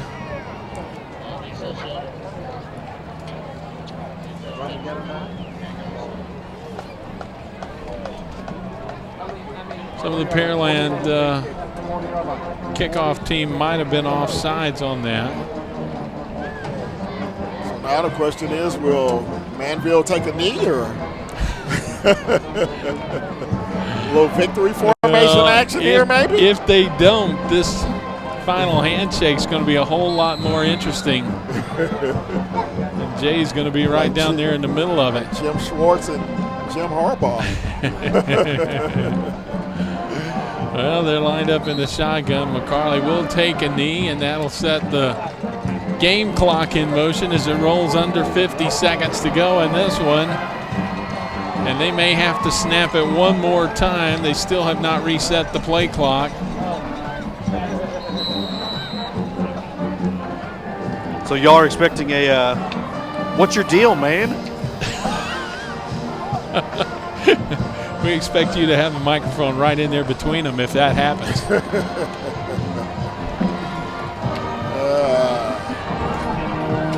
Manvel wraps up the 22 5A District Championship on the home of the Pearland Oilers tonight.